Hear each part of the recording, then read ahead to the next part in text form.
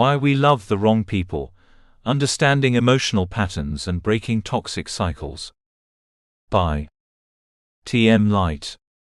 Description: Why We Love the Wrong People, Understanding Emotional Patterns and Breaking Toxic Cycles is a powerful guide to understanding the hidden psychological forces behind unhealthy relationships. If you repeatedly find yourself attracted to the wrong partners, struggling with heartbreak, emotional dependency, or toxic relationship patterns, this book will help you uncover the root causes and create lasting change. Through insights into attachment styles, emotional triggers, self-worth, boundaries, and healthy love, you'll learn how to break destructive cycles, heal emotional wounds, and build stronger, healthier relationships. Discover how to choose love based on trust, respect, compatibility, and emotional security, rather than pain, fear, and familiarity. Chapter Outline. Introduction: The Mystery of Repeated Heartbreak. Chapter 1: Why We Keep Repeating the Same Relationship Mistakes.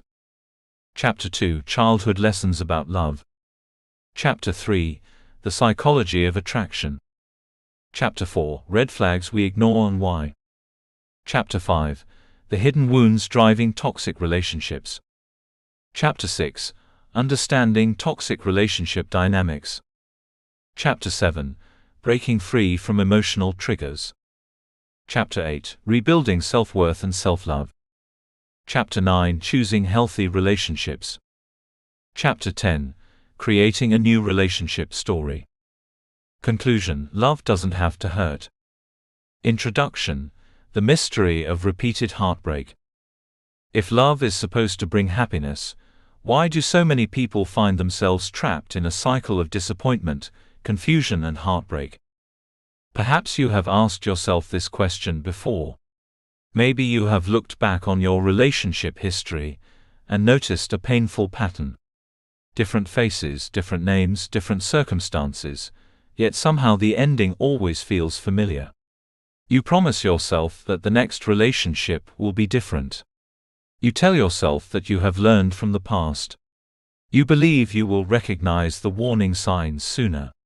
Yet months or years later, you find yourself facing the same emotional pain once again. The experience can be frustrating and deeply discouraging.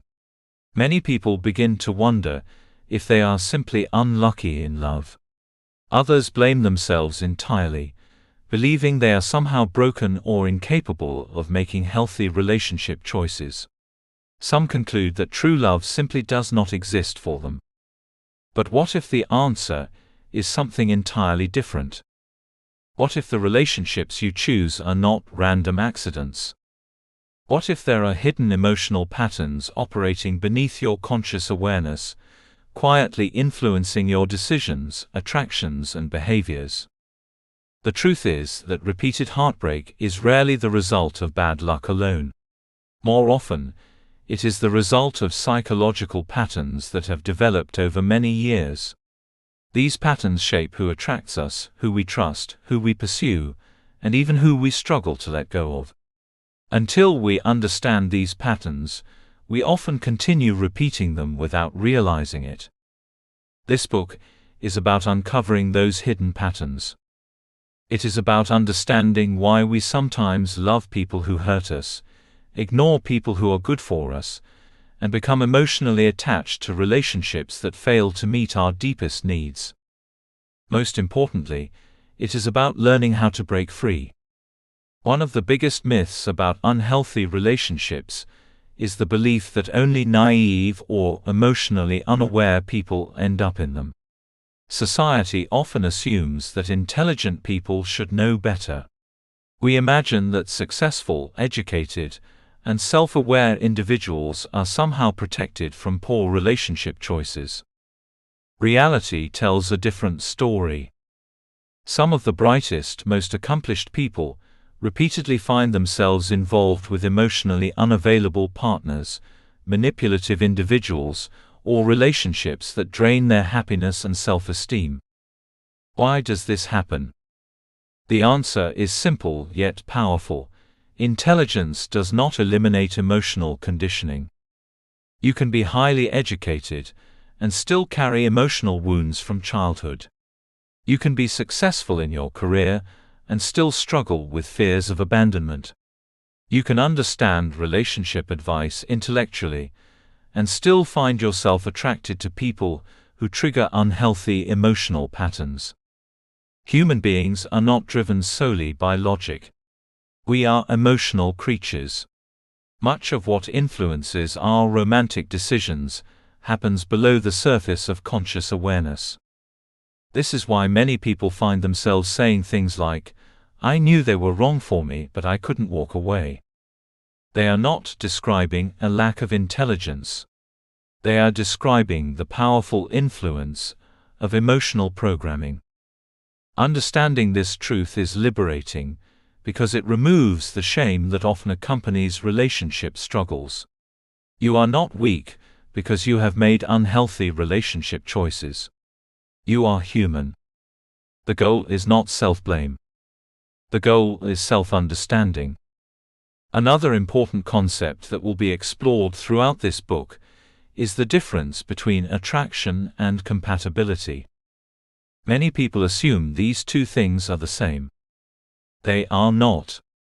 Attraction is the feeling that draws us toward someone. It creates excitement, anticipation, and emotional intensity. It is often immediate and powerful. Compatibility, on the other hand, is what determines whether a relationship can thrive over time. It involves shared values, mutual respect, emotional safety, trust, communication, and a genuine ability to support one another's growth. The problem is that attraction can sometimes lead us toward people who are fundamentally incompatible with us. In fact, some of the strongest attractions we experience may be rooted in unresolved emotional issues rather than genuine compatibility. Think about how often people describe certain relationships as exciting, passionate, or impossible to forget. While these experiences can feel magical, emotional intensity alone does not guarantee emotional health. Sometimes what feels like chemistry is actually anxiety. Sometimes what feels like passion is actually unpredictability. Sometimes what feels like love is actually a desperate attempt to earn validation from someone who cannot consistently provide it. This realization can be difficult to accept because society often romanticizes emotional chaos. Movies, books, and popular culture frequently portray dramatic relationships as evidence of true love. Yet healthy love often feels very different. Healthy love tends to create peace rather than constant confusion. It creates security rather than uncertainty. It builds confidence rather than self-doubt. One of the purposes of this book is to help you recognize the difference. To understand why we repeatedly choose unhealthy relationships, we must also explore how emotional patterns develop over time. None of us enter adulthood with a blank slate. Long before our first romantic relationship, we are learning lessons about love, connection, trust, and self-worth. These lessons come from our families, caregivers, social environments, and life experiences. If love was consistent, nurturing, and emotionally safe during childhood, we often develop healthier expectations about relationships. If love was unpredictable, conditional, or emotionally unavailable, we may unconsciously learn very different lessons. Without realizing it, many people spend years recreating familiar emotional experiences. This does not happen because they enjoy suffering. It happens because familiarity feels safe. The human brain is naturally drawn toward what it recognizes, even when those experiences are painful. This explains why someone who experienced emotional neglect may repeatedly pursue emotionally unavailable partners. It explains why someone who constantly had to earn approval growing up may become attracted to partners who withhold affection. It explains why unhealthy dynamics can feel strangely comfortable, even when they are causing tremendous pain. The good news is that patterns can be changed.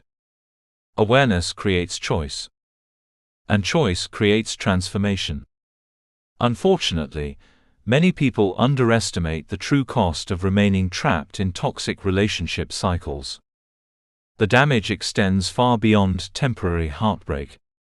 Each unhealthy relationship leaves emotional footprints behind. Over time, repeated disappointments can erode self-confidence. Trust becomes harder to give. Hope becomes more difficult to maintain. People begin questioning their worth, their judgment, and even their ability to love. Some individuals spend years waiting for toxic partners to change. Others sacrifice their goals, dreams, and emotional well-being in relationships that never provide the love they deserve. The longer these cycles continue, the more they shape a person's identity. Eventually, unhealthy relationships can begin to feel normal. That is perhaps the greatest danger of all. When dysfunction becomes familiar, healthy relationships may initially feel unfamiliar or even boring. Many people walk away from emotionally healthy partners because the relationship lacks the emotional highs and lows they have become accustomed to experiencing. Without understanding why this happens, they unknowingly return to the same painful patterns. But there is hope. No matter how many times you have been hurt, your story is not finished.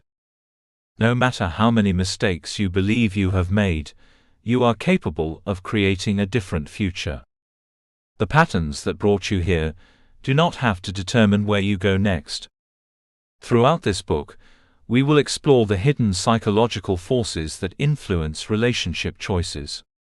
We will examine attachment styles, emotional wounds, attraction patterns, toxic relationship dynamics, self-worth, boundaries, and the qualities that define healthy love. You will learn how to identify the emotional triggers that keep unhealthy cycles alive. You will discover why certain types of people consistently attract your attention. You will gain tools to strengthen your self-awareness and make healthier relationship decisions. Most importantly, you will learn that healing is possible. The goal of this book is not to make you fearful of love. The goal is to help you experience love in its healthiest form. A love that does not require you to abandon yourself. A love that does not thrive on confusion and uncertainty. A love that supports your growth instead of diminishing it. A love that feels safe, genuine, and fulfilling. As you begin this journey, I encourage you to approach yourself with compassion. This is not a book about judging your past. It is a book about understanding it. Every experience you have had has taught you something. Every relationship has left clues. Every heartbreak contains lessons waiting to be discovered. The more clearly you understand your emotional patterns, the more power you gain to change them. And when you change the pattern, you change the outcome. The path toward healthier love begins with awareness. Let this be the first step. Chapter 1: Why we keep repeating the same relationship mistakes.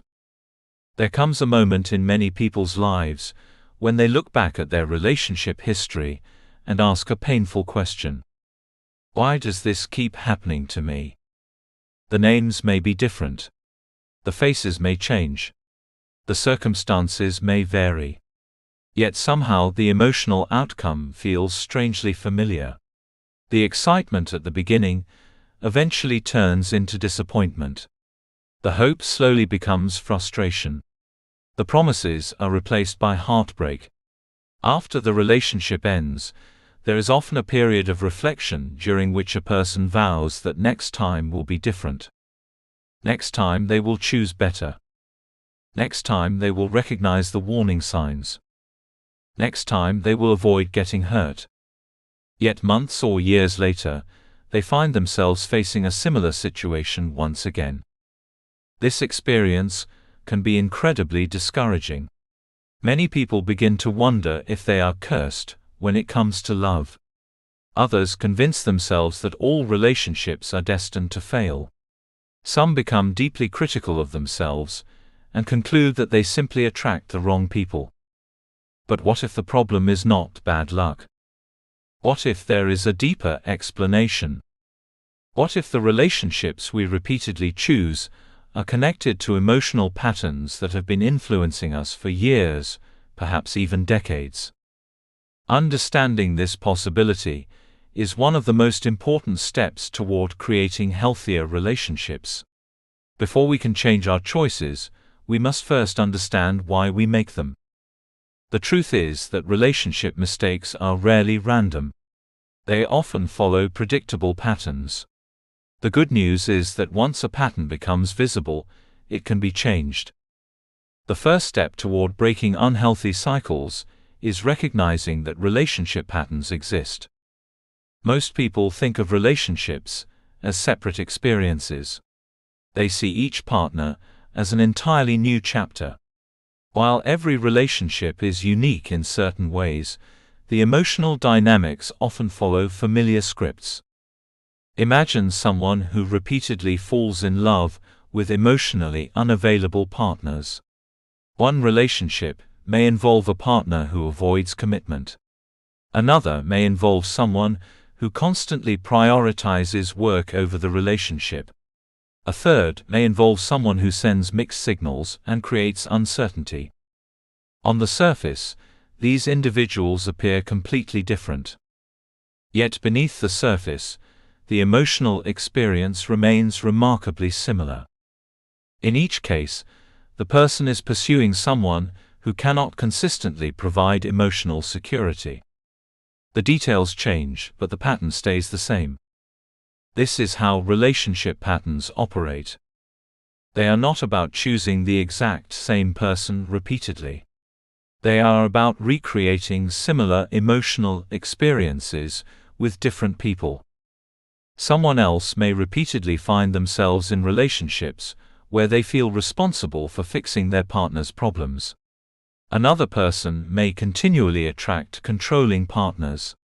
Someone else may constantly choose people who need rescuing. The common thread is not the individual partner.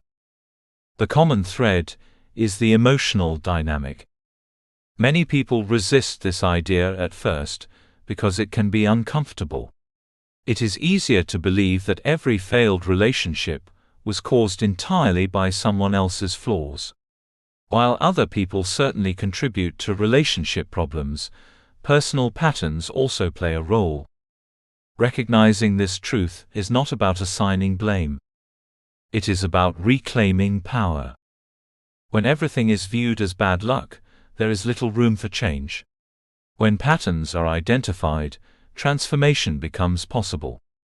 One of the biggest reasons people repeat relationship mistakes is because they confuse familiarity with love. This distinction is crucial.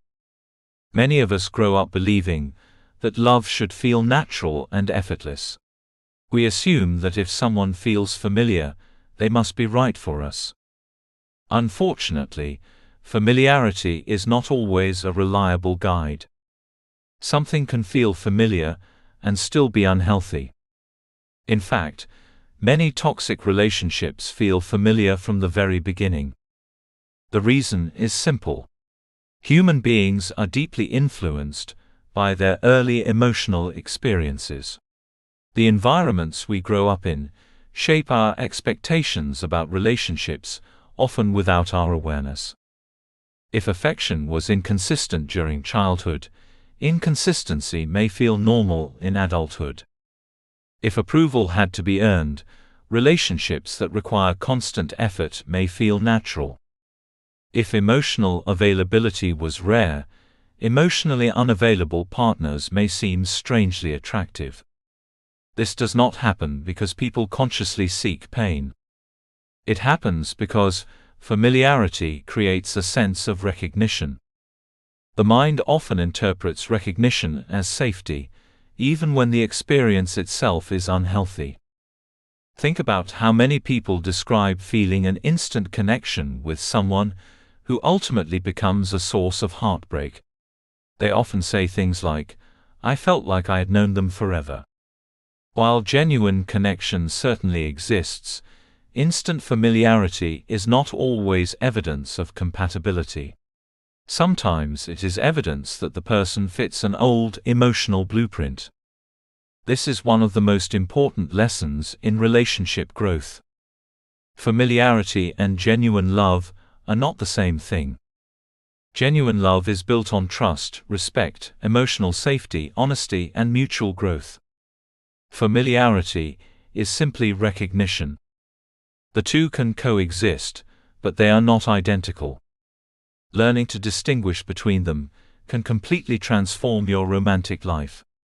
To understand why familiarity is so powerful, we need to examine how the brain operates.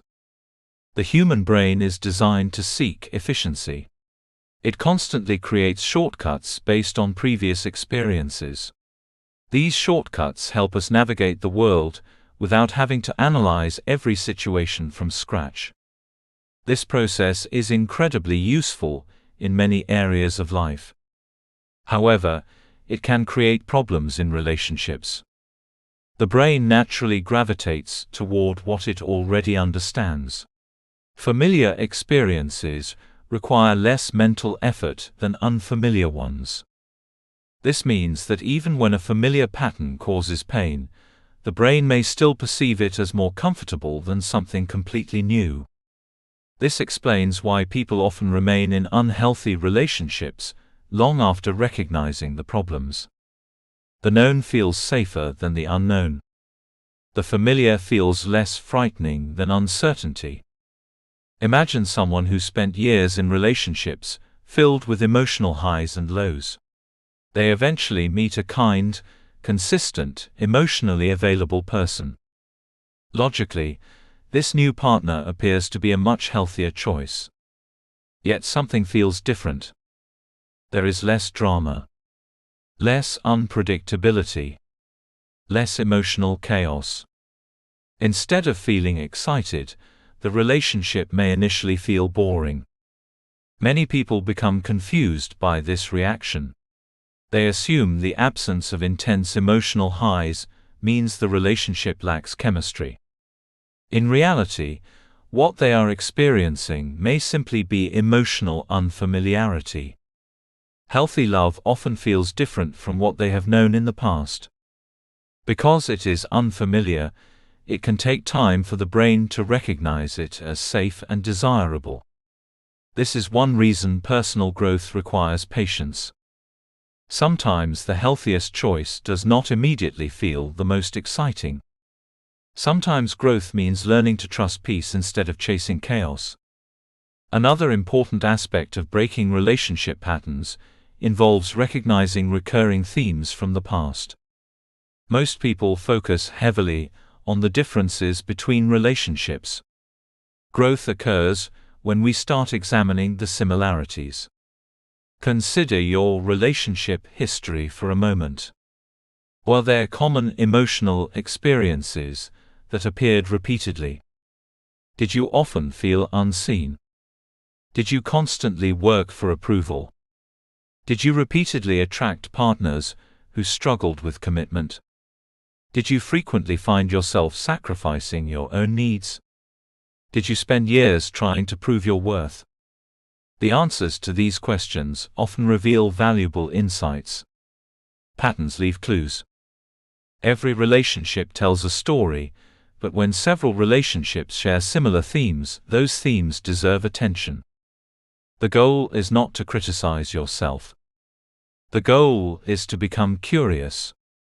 Curiosity creates awareness. Awareness creates understanding. Understanding creates change. Many people spend years asking, "Why did this person hurt me?" While that question has value, an even more powerful question is, "What pattern keeps bringing me into these situations?" This shift in perspective changes everything.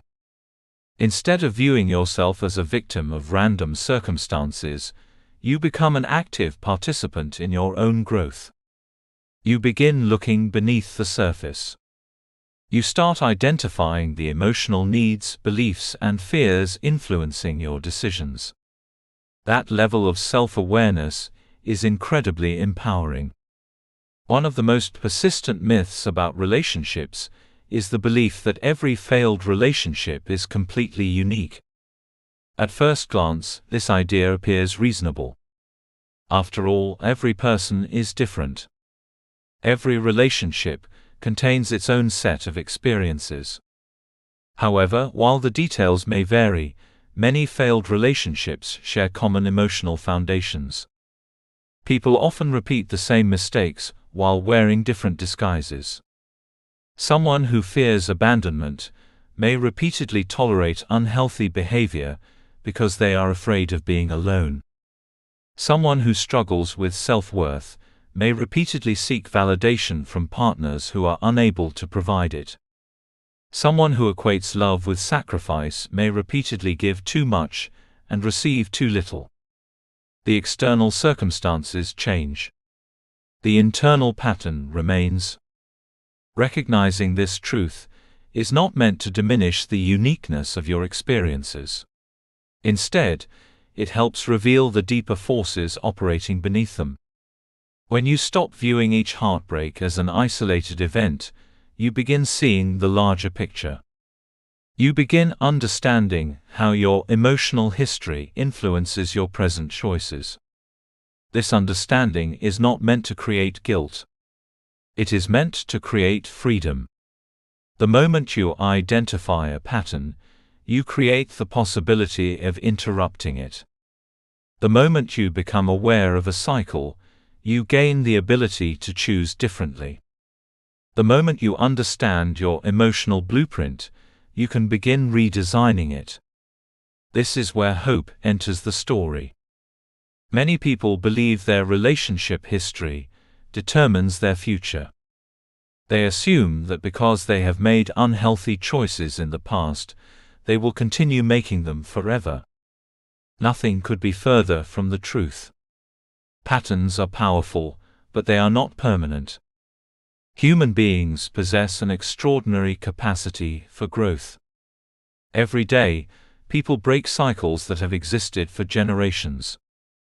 Every day, individuals learn healthier ways of loving, trusting, and connecting.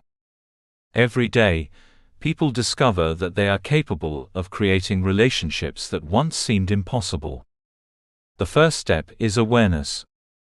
The second step is willingness. The third step is action. You do not need to be perfect to create healthier relationships. You simply need to become more conscious of the forces shaping your choices.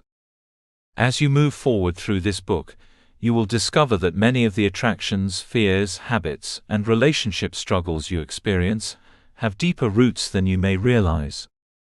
You will learn how emotional patterns are formed. You will understand why certain types of people will attract you.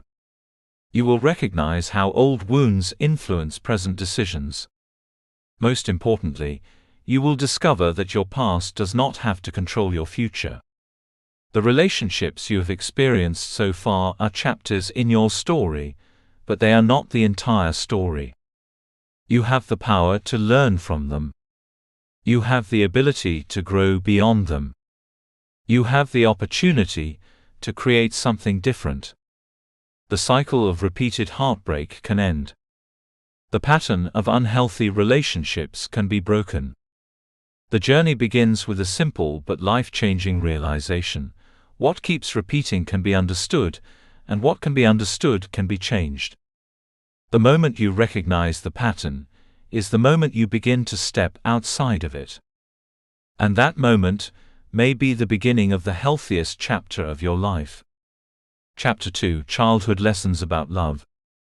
Long before we experience our first romantic relationship, long before we hold someone's hand, go on a first date, or fall in love for the first time, we are already learning powerful lessons about relationships. Most of these lessons are not taught through words. They are taught through experiences.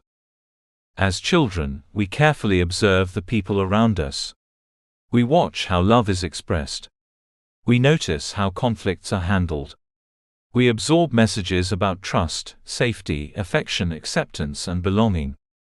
Even when we do not consciously understand what is happening, our minds are constantly gathering information and building an internal blueprint for relationships. This blueprint becomes the foundation upon which many of our future relationships are built. The fascinating part is that most people are completely unaware of how much influence these early experiences continue to have throughout adulthood. Many adults believe they make relationship choices based entirely on present circumstances. They assume attraction is spontaneous and that love simply happens. While attraction often feels automatic, the forces that shape attraction are frequently rooted in experiences that occurred many years earlier. This chapter is not about blaming parents or caregivers. It is not about dwelling on the past or assigning fault. Every parent is human. Every family has imperfections. Most caregivers do the best they can with the knowledge, resources, and emotional tools available to them. The purpose of this chapter is something much more empowering. It is about understanding. Because when you understand where your relationship patterns originated, you gain the power to change them. The truth is that many of the struggles people face in adulthood have roots that extend back to childhood. The fears, insecurities, attractions, and emotional reactions that appear in relationships often reflect lessons learned during our earliest years. Understanding these lessons can become one of the most transformative experiences of your life. One of the most important concepts in relationship psychology is attachment. Attachment refers to the emotional bond that develops between a child and their primary caregivers. This bond serves as the child's first experience of connection, trust, comfort, and security. From the moment we enter the world, we depend on others for survival. We rely on caregivers not only for food and shelter, but also for emotional support. Every interaction teaches us something about relationships. When a child is frightened and receives comfort, a lesson is learned. When a child expresses emotions, and those emotions are accepted, a lesson is learned. When a child needs reassurance and receives consistent care, a lesson is learned. Over time, these experiences form expectations about how relationships work. The child begins developing beliefs about themselves and about other people. Am I lovable? Can I trust others? Will people be there when I need them? Do my needs matter? Am I safe expressing emotions? These questions may never be spoken aloud, but the answers become deeply embedded within the developing mind. As adults, these unconscious beliefs often continue influencing our behavior without our awareness. Someone who learned that people are trustworthy may find it easier to develop healthy relationships. Someone who learned that love is unpredictable may constantly fear abandonment. Someone who learned that emotional needs are burdensome may struggle to ask for support. The remarkable thing is that these beliefs often feel like facts rather than learned experiences. Many people spend years believing that their fears are simply part of who they are, when, in reality, those fears originated from specific emotional experiences. This is why understanding attachment is so important. It helps us distinguish between who we truly are and what we learn to expect. The role of parents and caregivers in emotional development cannot be overstated. Children enter the world with incredible sensitivity. They rely on adults to help them understand emotions and navigate life's challenges. When caregivers respond consistently and lovingly, children develop a sense of security. They learn that relationships can be safe places where needs are acknowledged and emotions are accepted. These children often grow into adults who feel comfortable with intimacy. They can trust others without becoming overly dependent on them. They can communicate openly and maintain healthy boundaries. However, not every child receives this experience.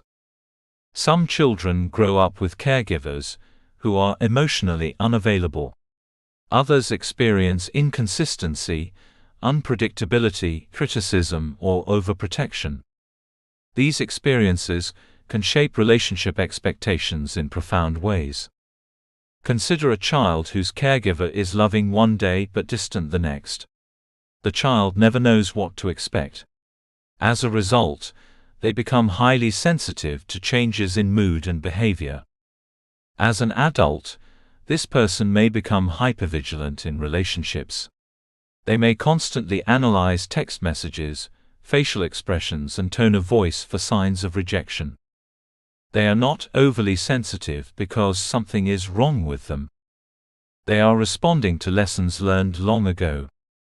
Their nervous system adapted to unpredictability. What was once a survival strategy has now become a relationship challenge. Another child may grow up in an environment where emotions are ignored or dismissed. Whenever they express sadness, fear, or vulnerability, they are told to toughen up or stop being dramatic. Over time, the child learns that emotional expression is unsafe. As an adult, this individual may struggle with emotional intimacy. They may avoid vulnerability, suppress feelings, and keep people at a distance. Again, this behavior is not random. It reflects an adaptation developed during childhood. Understanding this truth can be incredibly liberating.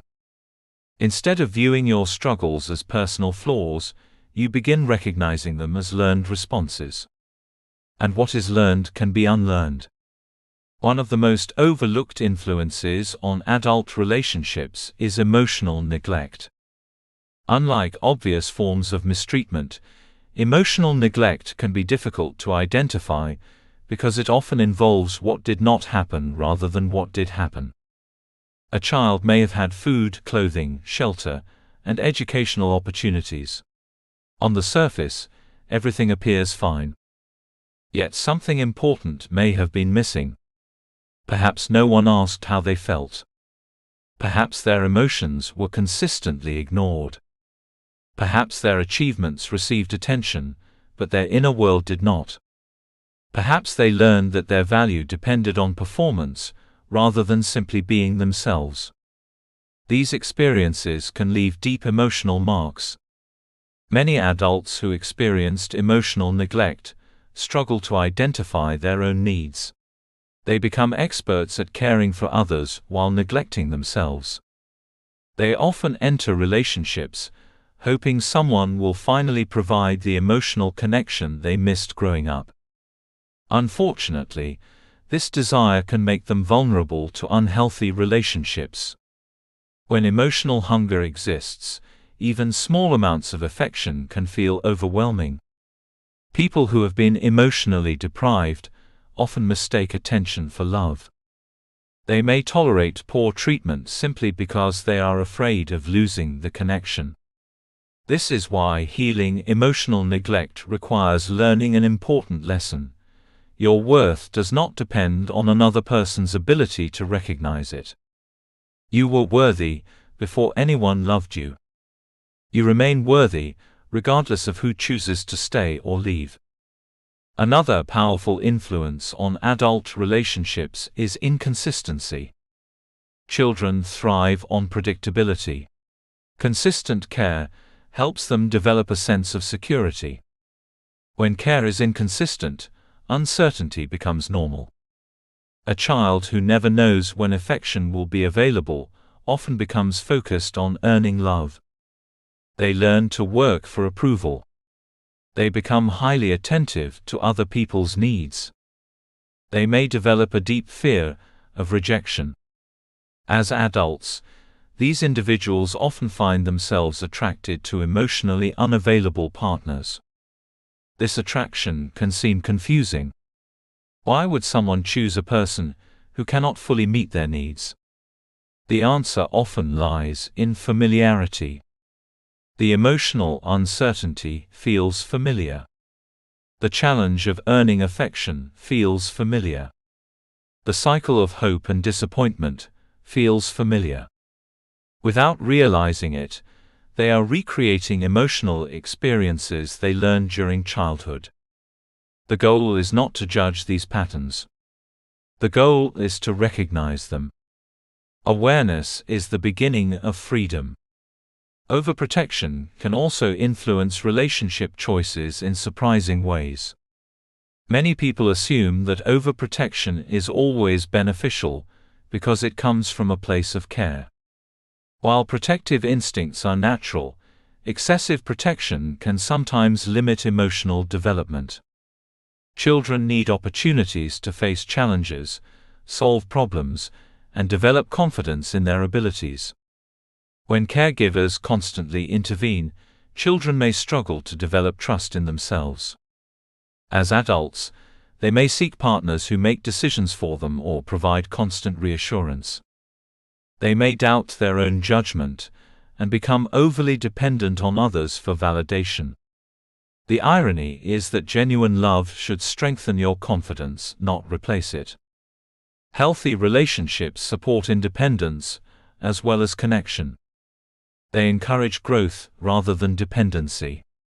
Understanding how childhood experiences shape expectations is one of the most important parts of personal transformation. Every child develops beliefs about relationships. Some beliefs are healthy and empowering. Others become invisible barriers. Perhaps you learned that love must be earned. Perhaps you learned that conflict always leads to rejection. Perhaps you learned that vulnerability is dangerous. Perhaps you learned that your needs are less important than everyone else's. These beliefs often operate beneath conscious awareness. You may never intentionally choose them. Yet they quietly influence decisions, reactions, and attractions. The good news is that beliefs are not permanent. They can be questioned. They can be challenged. They can be replaced. The first step is identifying them. When you begin examining your relationship history, ask yourself what expectations you bring into relationships. Do you expect people to leave? Do you expect disappointment? Do you expect rejection? Do you struggle to believe someone could genuinely love you? Your answers may reveal childhood lessons that are still shaping your adult life. One of the most valuable tools for understanding relationship behavior is identifying your attachment style. Attachment styles are patterns of relating that develop based on early experiences. People with secure attachment generally feel comfortable with both intimacy and independence. They trust others while maintaining a strong sense of self. People with anxious attachment often fear abandonment and seek reassurance. They may become highly sensitive to signs of rejection and struggle with uncertainty. People with avoidant attachment often value independence to such an extent that intimacy feels uncomfortable.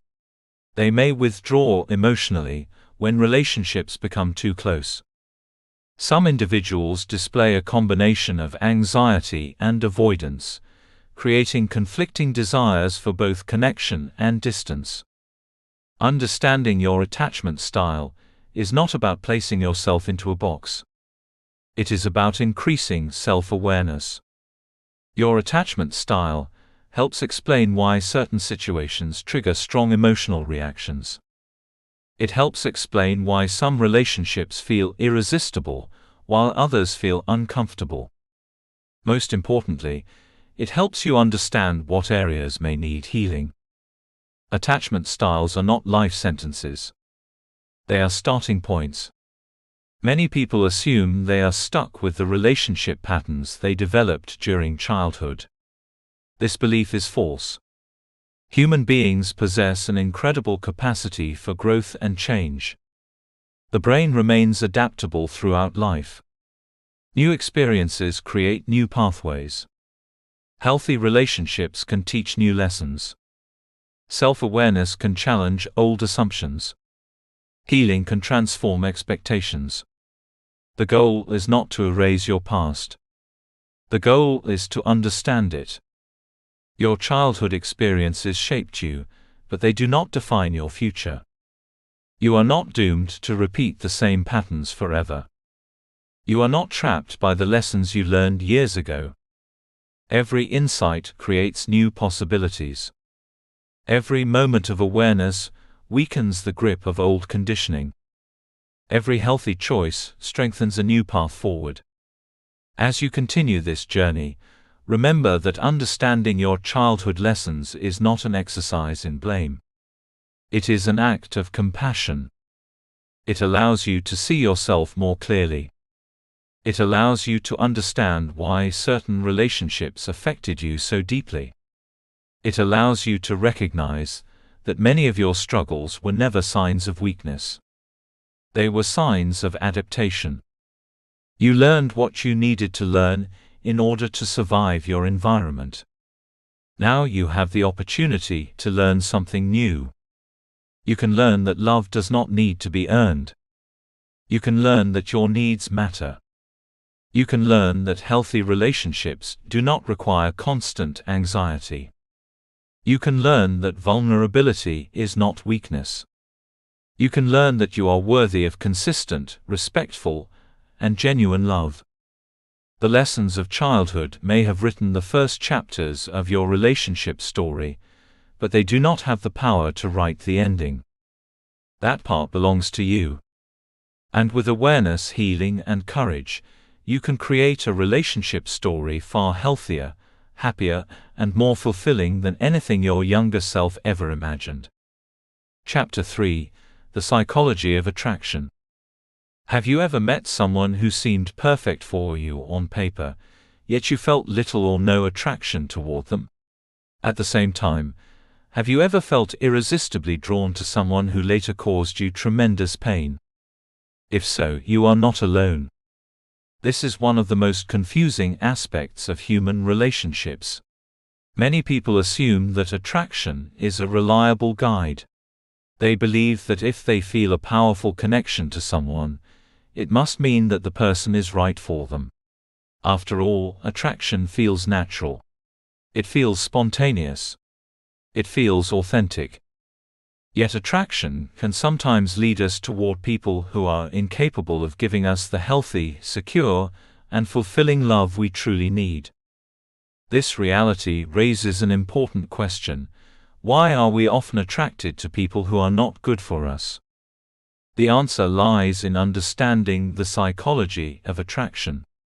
Attraction is far more complex than most people realize. It is influenced by biology, psychology, emotional conditioning, past experiences, subconscious beliefs, and even unresolved wounds. The people who capture our attention are often doing more than appealing to our conscious preferences. They are activating emotional patterns that exist beneath our awareness. Understanding these patterns can completely transform the way you approach relationships. One of the greatest myths about attraction is the belief that it is purely instinctive and random. In reality, attraction is shaped by numerous psychological and biological factors. From an evolutionary perspective, human beings are wired to seek connection. Our ancestors depended on relationships for survival, protection, and reproduction. As a result, our brains developed sophisticated systems designed to evaluate potential partners. When we meet someone we find attractive, a complex chain of neurological reactions begins to unfold. The brain releases chemicals associated with pleasure, motivation, and reward. These chemicals create excitement, anticipation, and emotional focus. Suddenly, the person occupies our thoughts.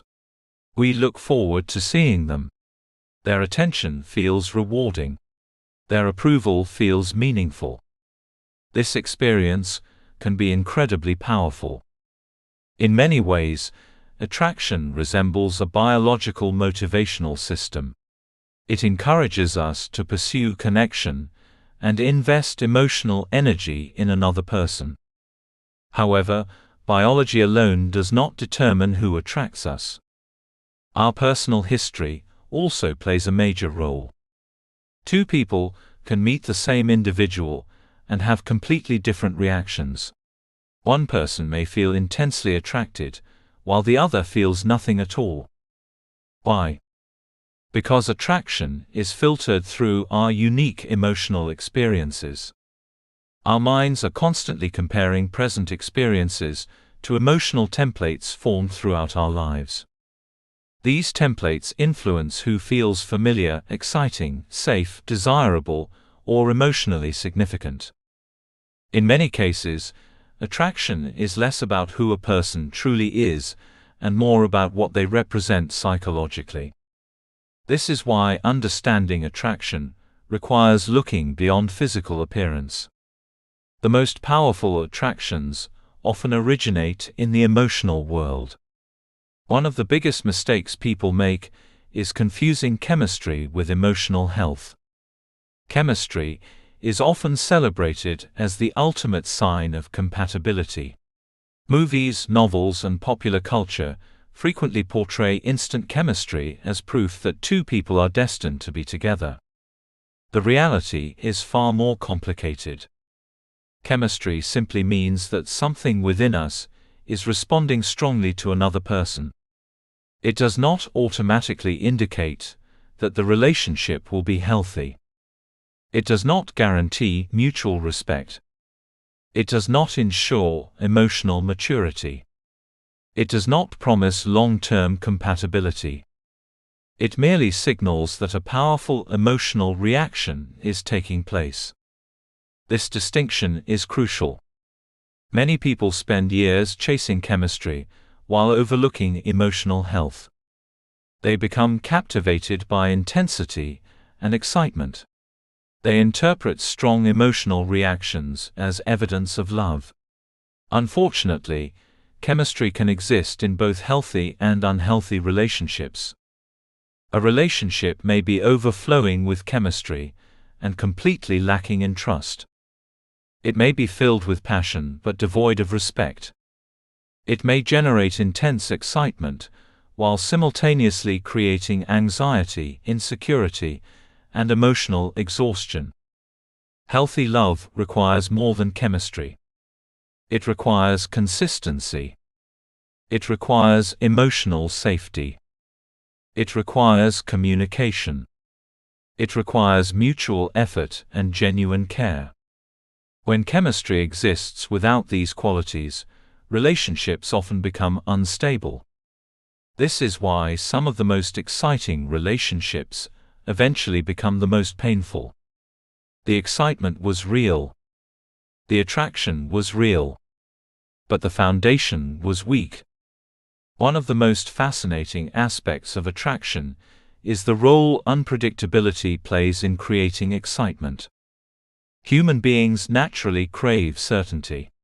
Yet paradoxically, uncertainty can also become highly stimulating. When someone is consistently available, predictable, and emotionally open, the brain quickly understands what to expect. When someone is inconsistent, however, the brain becomes highly focused on obtaining answers. Will they call? Will they text back? Do they care? Are they interested? What are they thinking? This uncertainty creates emotional tension. And emotional tension often feels exciting. The brain becomes preoccupied with solving the mystery. The unpredictability creates anticipation. Each moment of attention feels especially rewarding because it is not guaranteed. This process resembles gambling. People continue playing slot machines because occasional rewards create powerful anticipation. The unpredictability itself becomes addictive. A similar dynamic can occur in relationships. When affection is inconsistent, moments of connection may feel unusually intense. The person begins chasing emotional rewards. They become increasingly invested in obtaining approval, attention, or affection. What feels like passion may actually be a response to uncertainty. This explains why emotionally unavailable partners often generate intense attraction. Their inconsistency creates emotional tension. The tension creates anticipation. The anticipation creates obsession. The obsession is mistaken for love. Understanding this dynamic can be incredibly liberating. It helps explain why some relationships feel impossible to let go of, even when they are causing tremendous pain. The intensity is not necessarily evidence of compatibility. It may simply be evidence of unpredictability. Another powerful force influencing attraction is the presence of unresolved emotional wounds. Many people unknowingly seek relationships that activate old emotional experiences. This does not happen because they enjoy suffering. It happens because the human mind is naturally drawn toward opportunities for resolution. Consider someone who grew up feeling unseen or emotionally neglected. As an adult, they may become attracted to people who are difficult to reach emotionally. At first glance, this attraction seems irrational. Why pursue someone who struggles to provide emotional connection?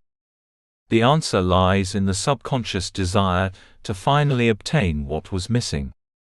Part of the mind hopes that if this person can be won over, an old wound will finally heal. Unfortunately, relationships rarely heal childhood wounds through repetition. More often, they deepen them. The individual becomes trapped in a familiar cycle. They continue seeking validation from people who are unable or unwilling to provide it. Each disappointment reinforces old feelings of inadequacy. This cycle can continue for years until awareness interrupts the pattern. One of the most misunderstood concepts in relationship psychology is the trauma bond. A trauma bond forms when intense emotional experiences create a powerful attachment between two people. These relationships often involve cycles of affection, conflict, withdrawal, reconciliation, and emotional highs and lows. The unpredictability creates a strong emotional dependence. Moments of affection become especially meaningful because they follow periods of pain. The contrast intensifies the emotional experience. The relationship begins to feel unique, profound, and impossible to replace. Many people mistake this intensity for deep love. In reality, trauma bonds are often rooted in emotional instability rather than genuine connection. The attachment becomes powerful because the nervous system becomes conditioned to the cycle. Relief from pain feels euphoric. Reconnection feels intoxicating. The emotional roller coaster creates powerful highs and devastating lows. Over time, the individual may become addicted to the intensity itself. This is one reason leaving toxic relationships can be so difficult. The challenge is not simply losing the person. It is breaking the emotional conditioning that developed throughout the relationship. Understanding trauma bonds is important because it helps people separate intensity from intimacy. The two are not the same. Intimacy is built through trust, honesty, vulnerability, and emotional safety. Intensity is simply the strength of the emotional experience. A relationship can be intensely unhealthy. A relationship can also be deeply intimate without constant drama. One of the most transformative lessons you can learn is the difference between passion and connection. Many people spend years pursuing passion while neglecting connection. Passion feels exciting. It creates butterflies. It generates anticipation. It produces emotional highs. Connection operates differently. Connection creates understanding. It creates trust. It creates emotional safety. It creates a sense of being seen, heard, and valued. Passion often captures attention quickly. Connection develops over time. Passion can exist without commitment. Connection thrives through commitment. Passion may fluctuate. Connection tends to deepen. The healthiest relationships contain both elements, but connection serves as the foundation. Without connection, passion often burns brightly and then disappears. Without passion, relationships may lack excitement. When both are present, relationships have the potential to flourish. Unfortunately, many people have been conditioned to equate emotional chaos with passion. They assume that constant anxiety, longing, and uncertainty are signs of profound love. This belief creates tremendous confusion. When they encounter healthy relationships, the experience feels unfamiliar. There is less drama, less confusion, less emotional turbulence. Instead of recognizing these qualities as signs of emotional health, they may interpret them as a lack of chemistry. As a result, they return to relationships that feel more exciting but are ultimately more damaging. Learning to appreciate healthy connection often requires redefining what love feels like.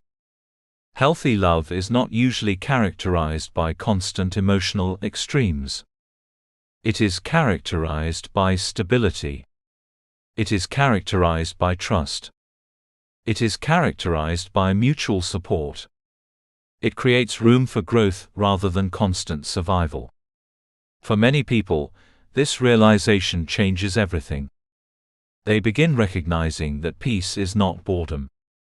Consistency is not dullness. Emotional safety is not weakness. These qualities are the foundation of lasting love. The journey toward healthier attraction begins with self-awareness. Instead of asking, "Why am I attracted to this person?" it can be helpful to ask deeper questions. What emotions does this person evoke? What familiar experiences do they remind me of? What needs am I hoping they will fulfill? What patterns have appeared in previous relationships? The answers often reveal important truths. They expose the emotional dynamics operating beneath attraction. They reveal whether attraction is rooted in compatibility or unresolved wounds. This process requires honesty. It requires courage. It requires a willingness to examine yourself without judgment. The goal is not to eliminate attraction. The goal is to understand it. The more clearly you understand your attractions, the more intentional your choices become. You stop relying solely on chemistry. You begin evaluating character. You stop chasing emotional highs. You begin valuing emotional health. You stop confusing unpredictability with passion. You begin recognizing consistency as a form of love. Most importantly, you stop viewing attraction as destiny. Many people believe that strong attraction means a relationship is meant to be. The truth is that attraction is information, not instruction. It tells you that something within you is responding. It does not tell you whether the relationship is healthy. That determination requires awareness, wisdom, and careful observation. As you continue your journey through this book, remember that attraction itself is not the enemy. Attraction is a natural and beautiful part of being human. The challenge lies in understanding what is driving it. When attraction is guided by healing rather than wounds, it becomes a powerful force for connection. When it is guided by self-awareness rather than unconscious patterns, it leads to healthier choices. When it is balanced by emotional wisdom, it creates relationships that are not only exciting but also deeply fulfilling. You deserve more than temporary passion. You deserve more than emotional intensity. You deserve a relationship where attraction and emotional health coexist. You deserve a love that excites your heart without exhausting your spirit. You deserve a connection that brings both passion and peace. And the first step toward finding that kind of love is understanding the psychology behind the attractions that have shaped your life so far. The better you understand what draws you towards certain people, the more power you gain to choose relationships that support your growth, honor your worth, and lead you toward the healthy love you truly deserve. Chapter 4: Red Flags We Ignore and Why. One of the most painful realizations that often follows the end of an unhealthy relationship is the recognition that the warning signs were there from the beginning. After the relationship ends, many people look back and see things with remarkable clarity.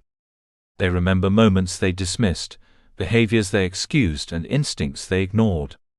Suddenly, patterns that once seemed confusing become obvious. The partner who eventually became controlling showed signs of control early on. The person who later proved dishonest had already demonstrated inconsistencies. The emotionally unavailable partner had been emotionally unavailable from the start. This realization often leads to a frustrating question: why didn't I see it sooner? The truth is that most people do see the warning signs. The problem is not a lack of awareness. The problem is interpretation. Many people recognize red flags but explain them away. They minimize their importance. They focus on positive qualities instead. They convince themselves that things will improve with time. They assume that love, patience, understanding, or effort will eventually solve the problem. This chapter is not about criticizing yourself for past mistakes. It is about understanding the psychological reasons intelligent, caring, and emotionally aware people often overlook warning signs. More importantly, it is about learning how to develop healthier awareness so that future relationships are built on reality rather than wishful thinking. One of the biggest misconceptions about red flags is that they are always dramatic and obvious. Sometimes they are. Sometimes the signs are impossible to ignore. But more often, red flags appear quietly. They emerge through small patterns of behavior that seem insignificant when viewed individually. A person may consistently avoid accountability. They may blame others for every problem in their life. They may struggle to respect boundaries. They may speak disrespectfully about former partners. They may become possessive very quickly. They may display intense affection before genuine trust has been established. They may make promises that rarely match their actions. None of these behaviors necessarily guarantees that a relationship will become unhealthy. However, they often provide valuable information about how a person handles responsibility, intimacy, communication, and emotional regulation. The challenge is that people rarely evaluate these behaviors objectively when attraction is involved. At the beginning of a relationship, emotions often influence perception. We do not simply see the person standing in front of us. We see our hopes. We see our desires. We see our expectations. We see the future we want to create. This emotional investment can make it difficult to assess warning signs accurately. One reason for this difficulty lies in the way the human brain processes information. The brain is not a perfectly objective machine. It is influenced by biases, assumptions, emotions, and previous experiences. Psychologists refer to these mental shortcuts as cognitive biases. While these biases help us navigate daily life efficiently, they can also distort our judgment. One of the most powerful biases affecting relationships is confirmation bias. Confirmation bias occurs when people focus on information that supports what they already believe while ignoring information that contradicts it. Imagine meeting someone who seems charming, attractive, and exciting. You quickly develop a positive impression. Once that impression forms, your brain begins searching for evidence that confirms it. You notice their kindness. You appreciate their sense of humor. You focus on their strengths. Meanwhile, behaviors that challenge your positive perception may receive less attention. When they cancel plans repeatedly, you assume they are busy. When they avoid difficult conversations, you tell yourself they simply need time. When they display selfish behavior, you explain it as stress. Without realizing it, you are filtering information through the lens of your existing belief. You are seeing the person you hope they are, rather than the person they consistently show themselves to be. This is not a sign of weakness. It is a natural, human tendency. However, becoming aware of it can dramatically improve relationship decision-making. Another common bias involves the tendency to idealize people during the early stages of attraction. When we feel emotionally excited about someone, our minds often fill in missing information with positive assumptions. We imagine qualities that have not yet been demonstrated. We project future potential onto present reality. We create stories about who the person could become. Unfortunately, potential and reality are not the same thing. This distinction is one of the most important lessons anyone can learn about relationships. Many people do not fall in love with who someone is. They fall in love with who they believe that person could become. They see glimpses of kindness and imagine a loving partner. They see moments of vulnerability and imagine emotional maturity. They see unrealized potential and imagine future transformation. The relationship gradually becomes built upon possibilities rather than realities. This creates a dangerous situation. Instead of evaluating the relationship based on present behavior, people evaluate it based on future expectations. They stay because of what might happen. They invest because of what could happen. They hope because of who the other person might become. Yet healthy relationships are built on reality. They are built on what consistently exists, not on what may eventually appear. One of the most powerful forces that causes people to ignore red flags is hope. Hope is a beautiful quality. It helps us persevere through challenges. It inspires growth. It motivates change. It allows us to envision better futures. However, hope becomes dangerous when it prevents us from accepting reality. Many people remain in unhealthy relationships because they are addicted to possibility. They continue waiting for improvement. They continue believing the next conversation will change everything. They continue hoping the person will become who they need them to be. In some cases, small improvements reinforce this hope. The partner apologizes. The partner makes promises. The partner demonstrates temporary change. For a brief period, things improve. The relationship appears to be moving in a positive direction. Then the old patterns return. The cycle repeats. The hope remains alive. Months become years. Years become decades. People often lose enormous amounts of time waiting for potential to become reality. This is not because they are foolish. It is because hope is emotionally powerful.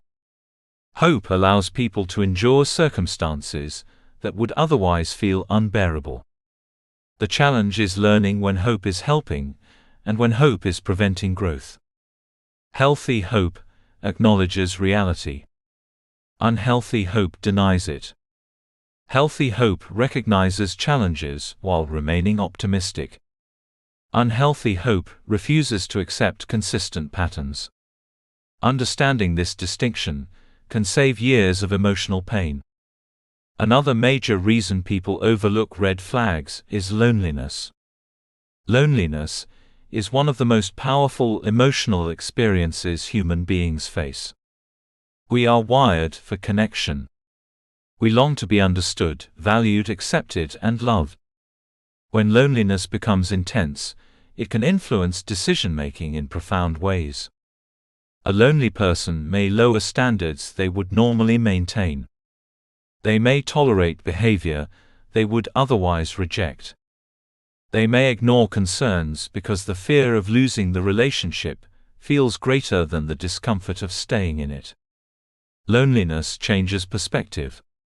Instead of asking, "Is this relationship healthy for me?" people begin asking, "Can I afford to lose this relationship?" That shift is significant. It transforms relationships from choices into necessities. And when something feels necessary, objectivity becomes difficult.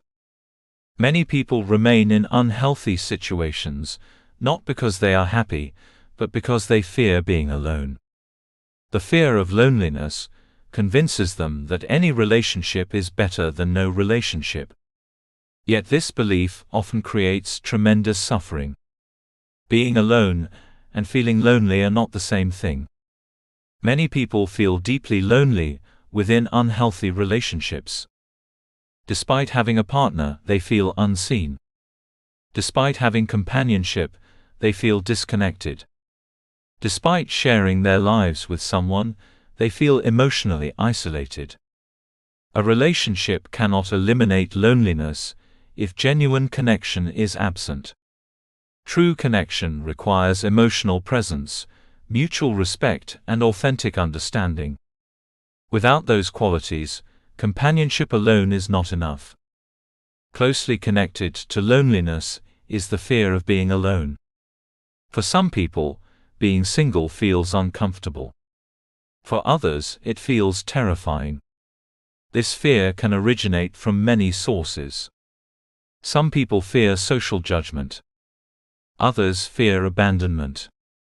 Some worry that they will never find another partner. Others question their worth when they are not in a relationship. Regardless of the cause, fear often clouds judgment. When fear becomes the primary motivation for staying in a relationship, warning signs become easier to ignore. The mind begins negotiating with reality. It is not that bad. Everyone has flaws. Maybe I am expecting too much. Things will improve eventually. While flexibility and understanding are important qualities, they should never require ignoring serious concerns. Healthy relationships involve compromise. They do not require self-deception. One of the most empowering shifts a person can make is recognizing that being alone is not the worst outcome. The worst outcome is losing yourself in a relationship that continuously undermines your well-being. When people learn to become comfortable on their own, they gain tremendous freedom. They stop choosing relationships out of fear. They begin choosing relationships out of alignment. That difference changes everything. Developing healthier relationship awareness requires slowing down. One reason red flags are often overlooked is that relationships move too quickly. Strong attraction creates momentum. Excitement accelerates emotional investment. People become attached before they have gathered enough information. As a result, they make important decisions based on limited knowledge. Healthy awareness requires patience. It requires observing patterns over time. Anyone can behave well for a few days. Character reveals itself through consistency. Trust is not built through promises. Trust is built through repeated actions. Awareness also requires listening to discomfort. Many people dismiss their intuition because they cannot immediately explain it. Something feels off, but they ignore the feeling because they lack concrete evidence. While intuition should not be treated as infallible, it often provides valuable information. Sometimes the mind notices inconsistencies before conscious awareness catches up. Paying attention to these signals can help identify concerns early. Another important aspect of awareness involves distinguishing between words and actions. Words are easy. Promises are easy. Intentions are easy. Actions reveal character. When someone's words consistently align with their actions, trust grows naturally. When their actions repeatedly contradict their words, attention is required. Many unhealthy relationships survive because people continue believing promises while ignoring behavior. The healthiest approach is simple. Listen to words. Believe patterns. Patterns rarely lie. The more consistently someone behaves, the more accurately you can assess who they are. Developing healthier relationship awareness also requires strengthening your relationship with yourself. People who trust themselves are more likely to trust their observations. People who value themselves are less likely to tolerate disrespect. People who understand their needs are better equipped to recognize incompatibility. Self-awareness serves as protection. The stronger your connection to yourself becomes, the easier it becomes to identify situations that do not align with your values. You stop seeking validation at any cost. You stop sacrificing your well-being for approval. You stop ignoring reality in order to preserve fantasy. Instead, you begin approaching relationships with clarity. This clarity does not make you cynical. It makes you wise. There is an important difference. Cynicism assumes the worst about everyone. Wisdom simply sees things as they are. Healthy awareness is not about searching for flaws. It is about observing reality. It is about allowing people to reveal themselves without forcing them into idealized roles. It is about accepting what exists rather than clinging to what you wish existed. This perspective creates tremendous freedom. You stop trying to fix people. You stop trying to rescue people. You stop trying to earn love from those unwilling or unable to provide it. Instead, you focus on compatibility, mutual effort, and emotional health. As you continue your journey through this book, remember that recognizing red flags is not about becoming fearful of relationships. It is about becoming more conscious within them. It is about honoring your worth. It is about respecting your needs. It is about trusting yourself enough to acknowledge reality, even when reality is uncomfortable. Every red flag you recognize is an opportunity. An opportunity to pause. An opportunity to reflect. An opportunity to make a healthier choice. The goal is not perfection. The goal is awareness. No one gets every relationship decision right. No one avoids every mistake. What matters is learning from experience and becoming increasingly aligned with what truly supports your well-being. The more clearly you see, the better you choose. The better you choose, the healthier your relationships become. And when healthy awareness replaces wishful thinking, you stop chasing relationships based on fantasy and begin creating relationships based on truth. That is where genuine love has the greatest opportunity to grow. Chapter 5: The Hidden Wounds Driving Toxic Relationships. One of the most difficult truths about relationships is that the greatest obstacles to healthy love are often invisible. Many people spend years focusing on the wrong partners they have chosen, the heartbreak they have experienced, and the unhealthy relationship patterns they seem unable to escape. They analyze the behavior of former partners. They replay conversations. They search for answers in the actions of others. While understanding the people we choose is important, there is an even deeper level of understanding that must be explored. Sometimes the real issue is not who we are choosing. Sometimes the real issue is the hidden emotional wounds influencing those choices. These wounds are rarely obvious. They often exist beneath conscious awareness. They quietly shape attraction, influence decision-making, and determine what we tolerate, pursue, fear, and expect in relationships. The most powerful relationship patterns are often connected to emotional pain that has never been fully healed. This does not mean that everyone who struggles in relationships has experienced severe trauma. Emotional wounds can develop from many different experiences. They can arise from childhood environments, family dynamics, painful breakups, betrayal, rejection, neglect, criticism, abandonment, or years of feeling unseen and misunderstood. Over time, these experiences create beliefs about ourselves and about love. Those beliefs become the lens through which we view relationships. Until we recognize and heal those wounds, they continue influencing our lives in ways we may not fully understand. The purpose of this chapter is not to make you dwell on your pain. It is to help you understand it. Because understanding creates freedom. When you identify the wound, you stop mistaking it for your identity. You begin realizing that many of the struggles you have experienced were not signs of weakness.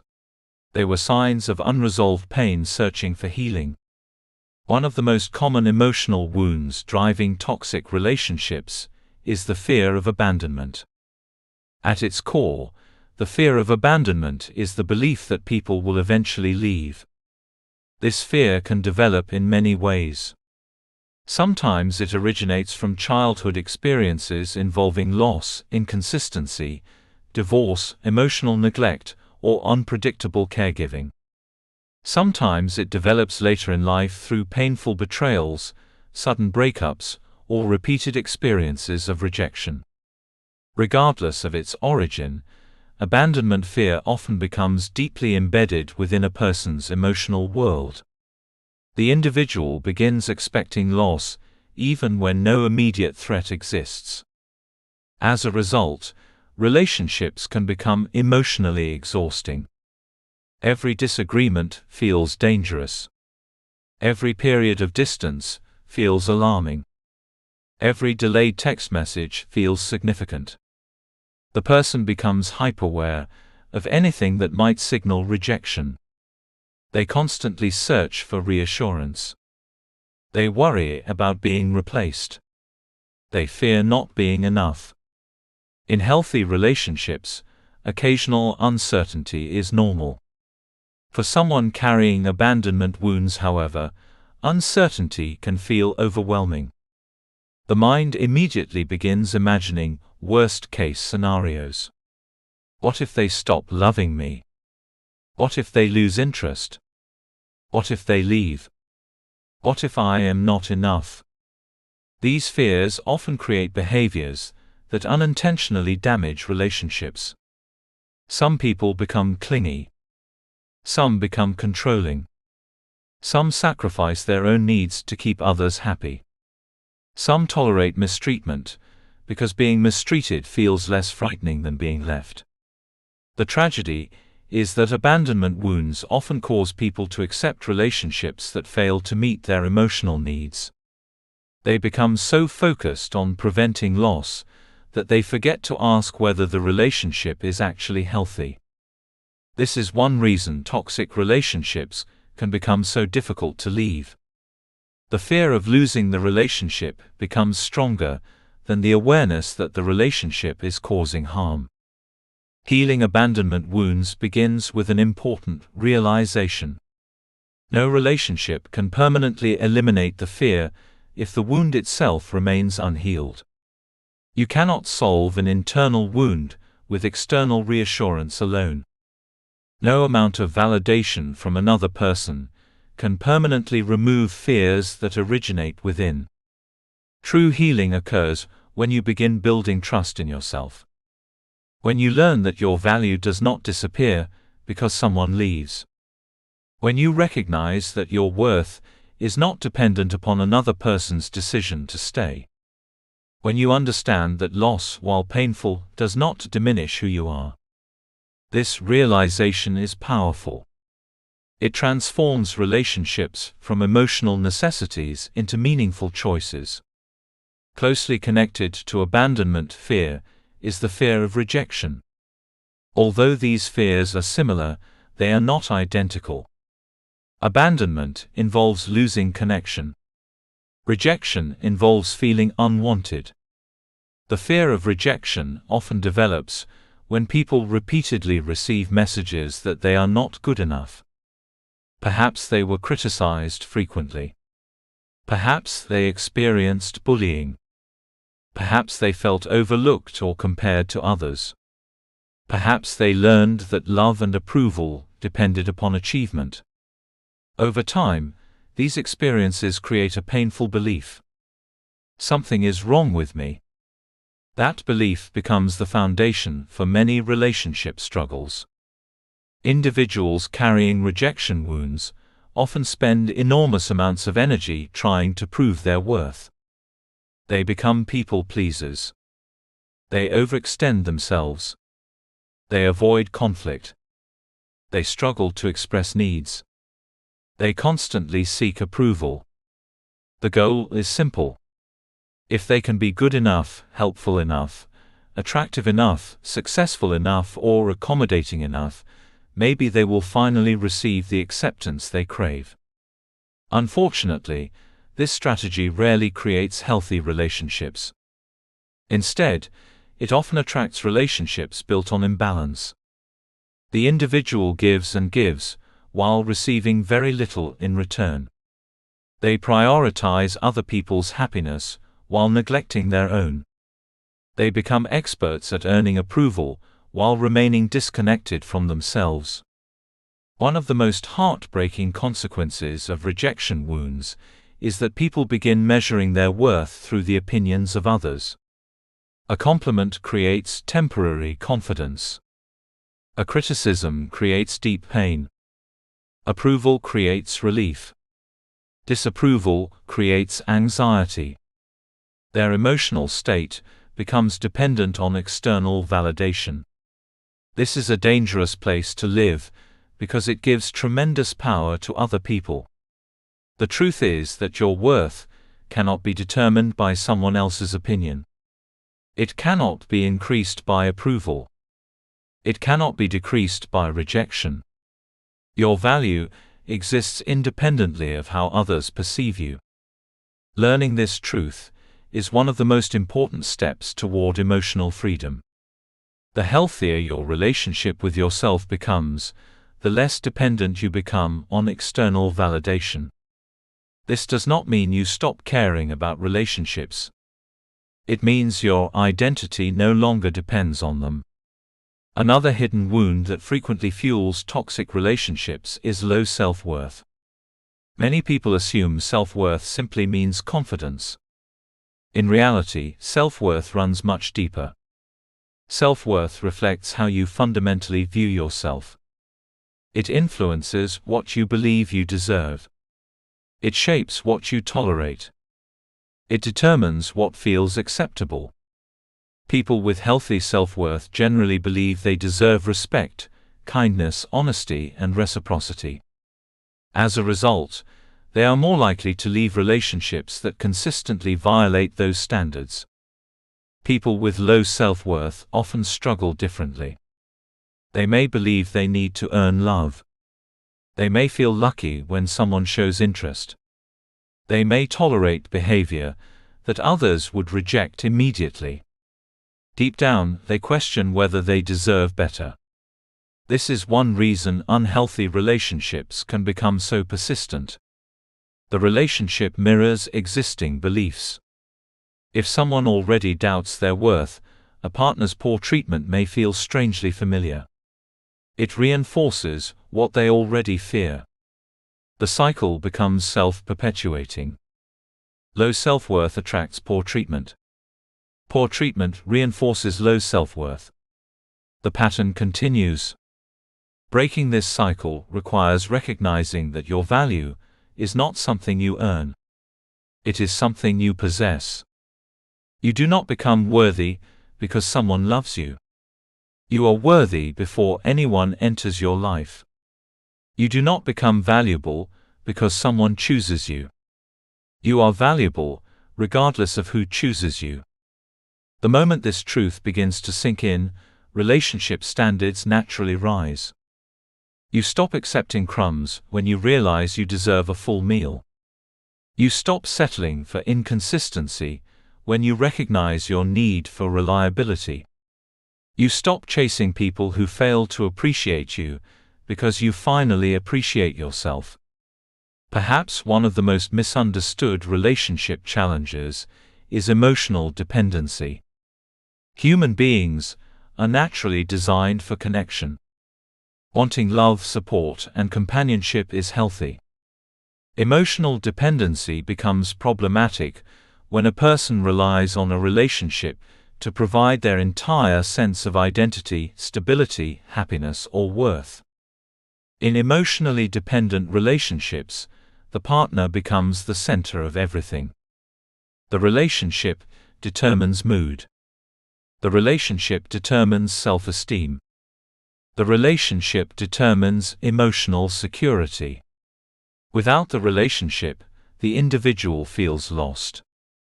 This level of dependence creates tremendous vulnerability. Any change within the relationship becomes emotionally overwhelming. Minor disagreements feel catastrophic. Distance feels unbearable. Conflict feels threatening. The individual becomes consumed by maintaining the relationship at all costs. Unfortunately, emotional dependency often creates the very problems it seeks to avoid. The pressure placed upon the relationship becomes enormous. The fear of loss becomes constant. The need for reassurance becomes exhausting. What begins as a desire for love gradually becomes a desperate attempt to avoid emotional discomfort. Healthy relationships are built between two whole individuals. Each person contributes to the relationship, but neither person becomes entirely responsible for the other's emotional well-being. This distinction is important. Love should enhance your life. It should not become your entire life. A relationship should be a source of support. It should not become the sole foundation of your identity. The healthier your relationship with yourself becomes, the healthier your romantic relationships become as well. This brings us to one of the most important lessons in this entire book. Many people focus intensely on finding the right person. Far fewer focus on healing the wounds they carry into relationships. Yet healing often determines relationship quality far more than partner selection alone. Unhealed wounds influence attraction. They influence behavior. They influence expectations. They influence boundaries. Without healing, people often recreate the same emotional experiences repeatedly. Different partners. Different circumstances. Same pain. Healing interrupts the cycle. Healing allows you to recognize patterns sooner. Healing strengthens boundaries. Healing increases self-awareness. Healing reduces dependence on external validation. Healing helps you distinguish between healthy love and familiar dysfunction. Most importantly, healing changes the relationship you have with yourself. And that relationship influences every other relationship in your life. Many people delay healing because they believe it requires perfection. They imagine they must completely eliminate all insecurities before entering a relationship. That is not the goal. Nobody is perfectly healed. Everyone carries some degree of emotional vulnerability. Healing is not about becoming flawless. It is about becoming conscious. It is about recognizing your wounds, rather than allowing them to control you. It is about responding intentionally, instead of reacting automatically. It is about taking responsibility for your growth. As healing progresses, something remarkable begins to happen. You stop chasing people who trigger your wounds. You start seeking people who support your healing. You stop confusing anxiety with love. You start valuing emotional safety. You stop looking for someone to rescue you. You begin becoming the source of strength you once searched for in others. This transformation changes everything. Relationships become healthier because they are no longer built upon fear.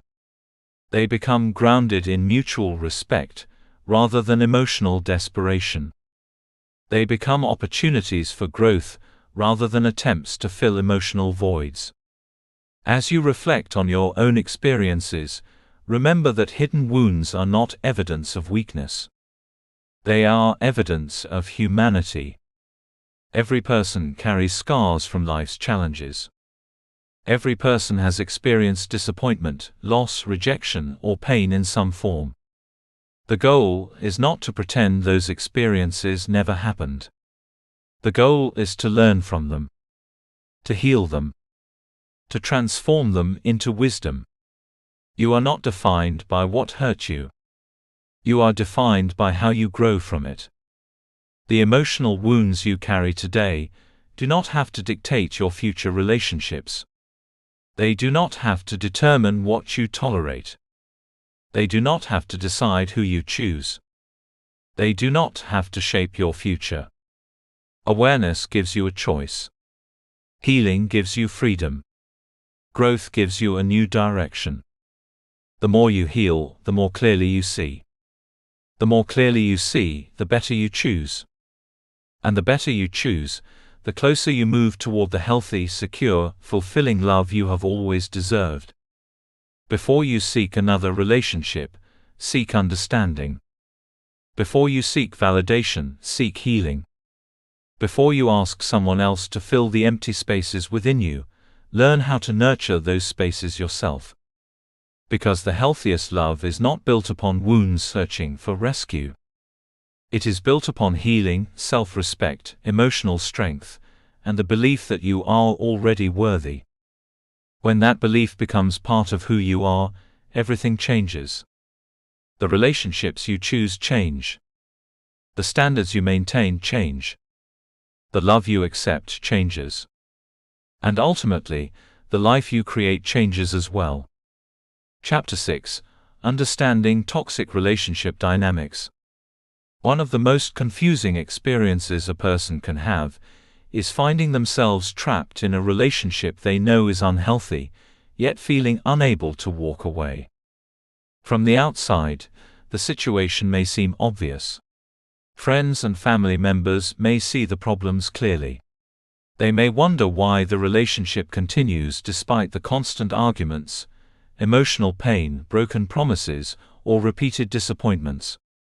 From the inside, however, the experience feels very different. The relationship is rarely defined solely by pain.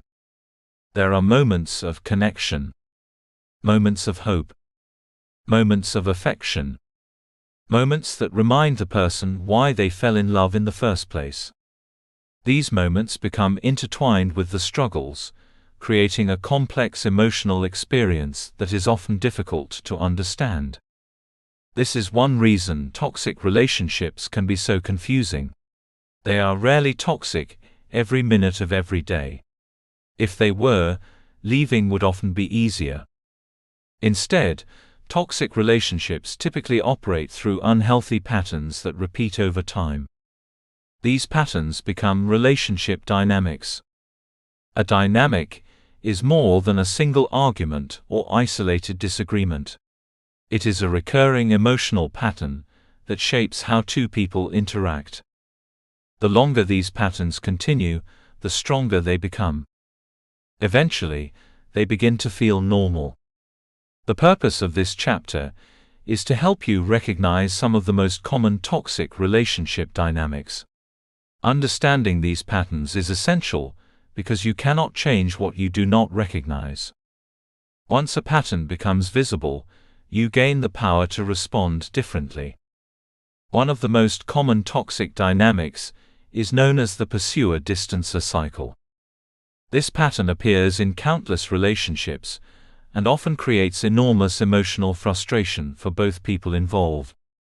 The pursuer is typically the partner seeking more closeness, communication, reassurance, or connection. The distancer is typically the partner seeking more space, independence, or emotional distance. At first glance, the problem appears simple.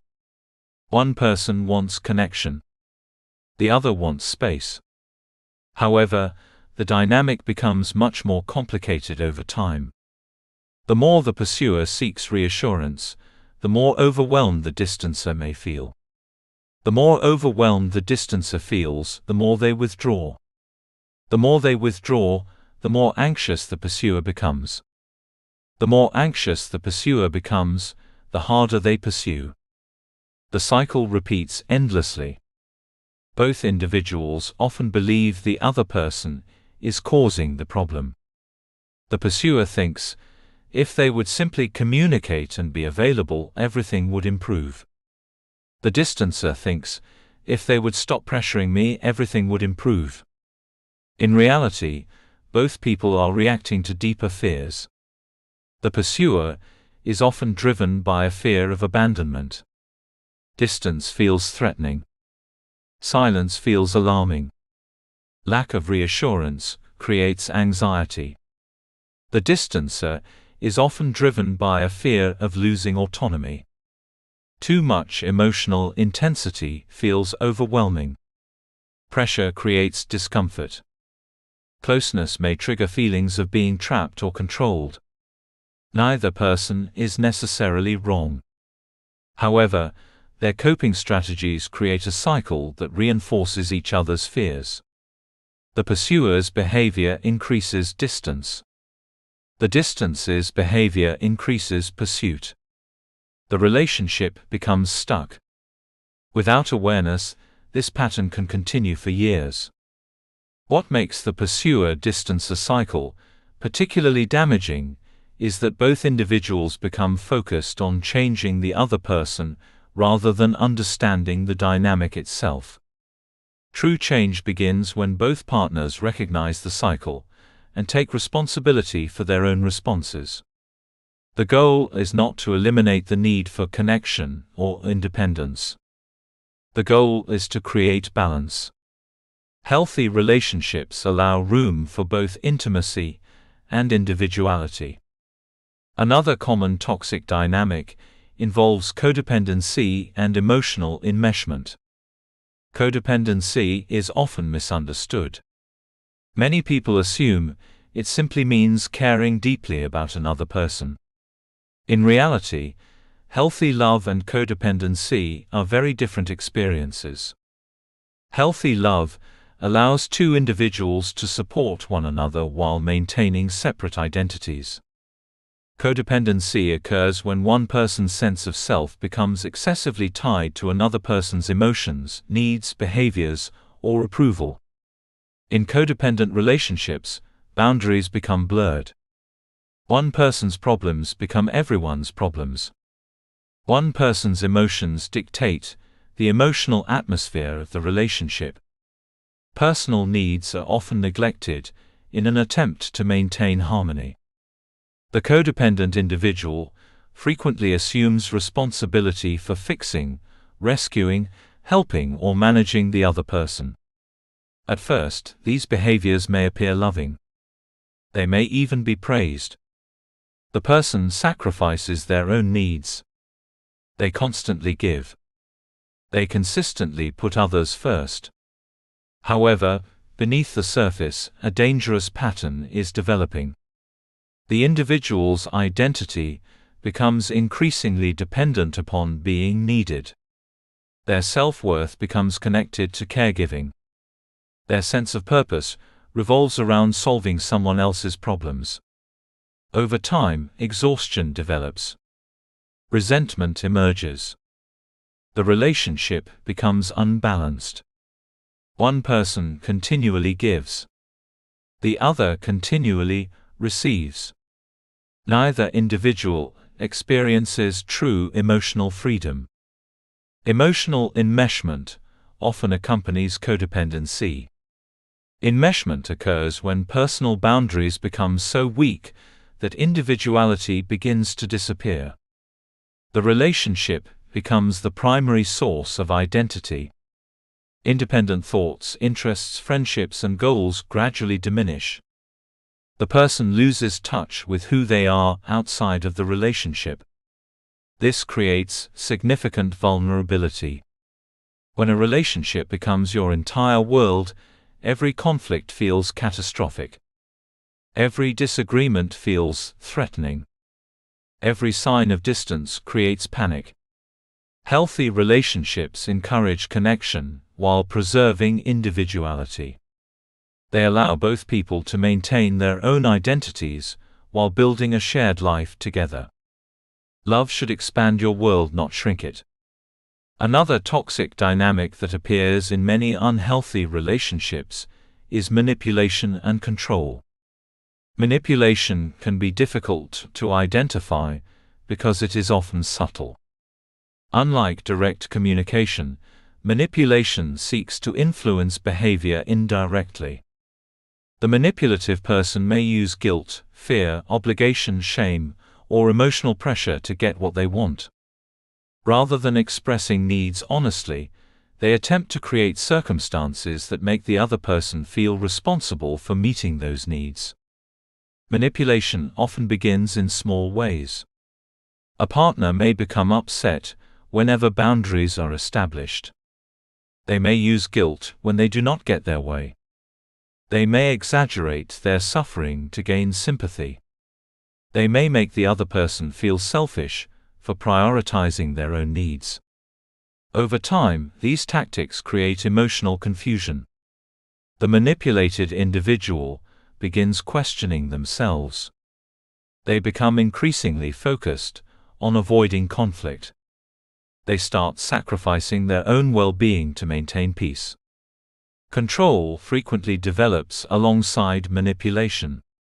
Controlling behavior is rooted in the desire to manage another person's choices, actions, emotions, relationships, or independence. Control can appear in many forms. It may involve excessive jealousy. It may involve monitoring communication. It may involve isolating someone from friends and family. It may involve financial control, emotional intimidation, or constant criticism. The controlling partner often justifies their behavior. They claim they are acting out of love. They insist they are protecting the relationship. They frame control as concern. Yet genuine love does not require domination. Healthy love respects autonomy. Healthy love values freedom. Healthy love encourages growth. When control becomes the foundation of a relationship, emotional safety disappears. Fear replaces trust. Compliance replaces authenticity. The relationship gradually loses its ability to support genuine intimacy. Perhaps one of the most damaging forms of emotional manipulation is gaslighting. Gaslighting is a form of psychological manipulation that causes individuals to question their perceptions, memories, feelings, or understanding of reality. The term originates from a story in which a person intentionally manipulates another into doubting their own sanity. In relationships, gaslighting often begins subtly. A concern is dismissed. An experience is denied. A memory is challenged. A feeling is invalidated. The manipulator repeatedly suggests that the other person's perceptions are inaccurate or unreasonable. Statements such as, "You're imagining things that never happened," "You're too sensitive," or "You're overreacting" become common. Over time, the victim begins doubting themselves. They question their memory. They question their emotions. They question their judgment. The damage caused by gaslighting extends far beyond individual disagreements. It weakens self-trust. And self-trust is essential for emotional health. When people stop trusting their own perceptions, they become increasingly dependent on others for validation. This creates tremendous vulnerability. One of the most heartbreaking consequences of emotional abuse is the gradual erosion of confidence. The individual begins believing they are the problem. They become disconnected from their instincts. They lose confidence in their ability to make decisions. This is why recovery from emotional abuse often involves rebuilding self-trust. Healing requires learning to believe your own experiences again. It requires reconnecting with your inner voice. It requires remembering that your thoughts, feelings, and perceptions matter. One of the most puzzling questions people ask about toxic relationships is why they become so addictive. Why do intelligent, capable individuals remain trapped in cycles that cause so much pain? The answer lies in understanding how the brain responds to inconsistency.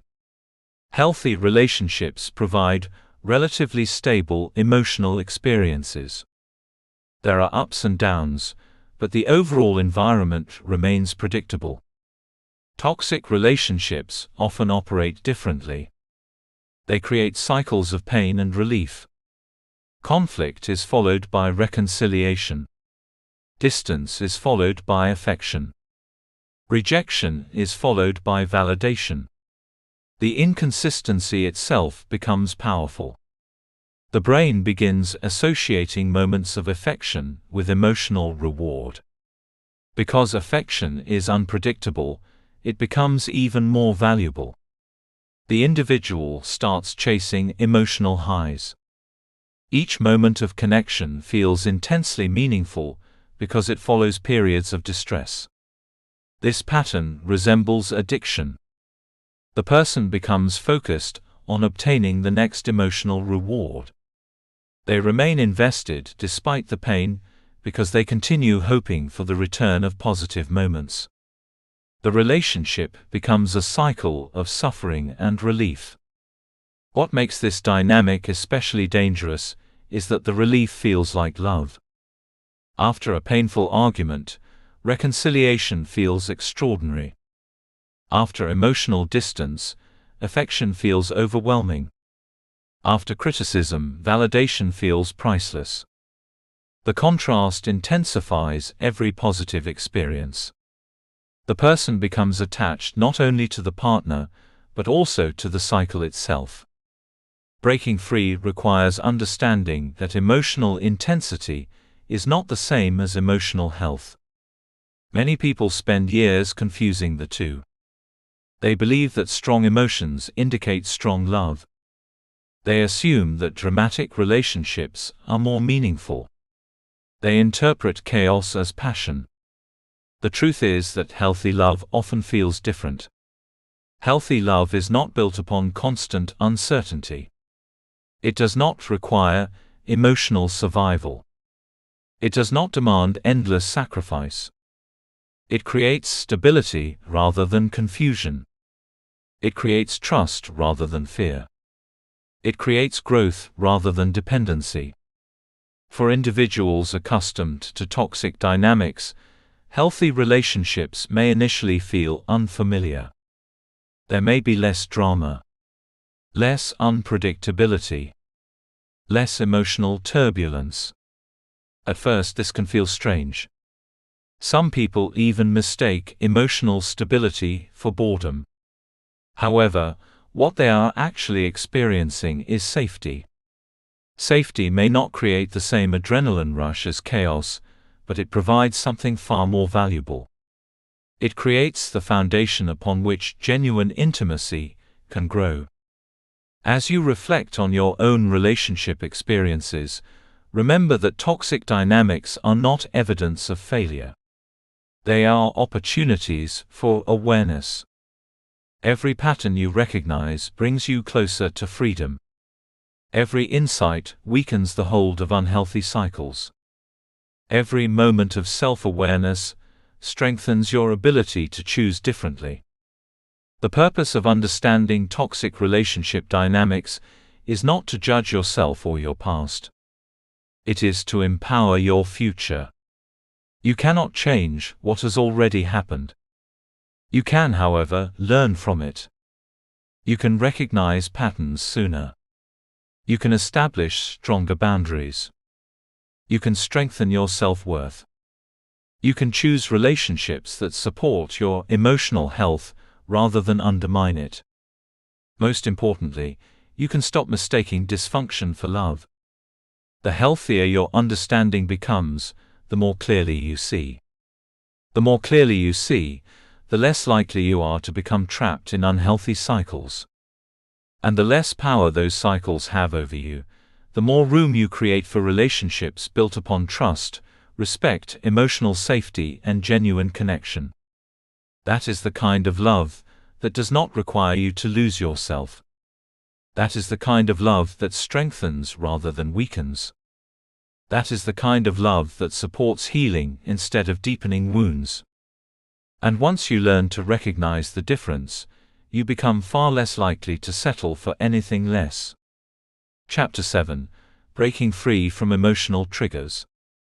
There are moments in relationships when our reactions seem far bigger than the situation itself. A partner takes longer than usual to reply to a message, and suddenly anxiety floods the mind. A disagreement turns into an emotional storm that lasts for days. A small criticism feels devastating. A cancelled plan feels like rejection. A moment of distance feels like abandonment. When these experiences occur, many people assume they are simply being emotional, sensitive, or irrational. They blame themselves for overreacting, or they blame their partner for causing the reaction. Yet beneath these intense emotional responses often lies something much deeper.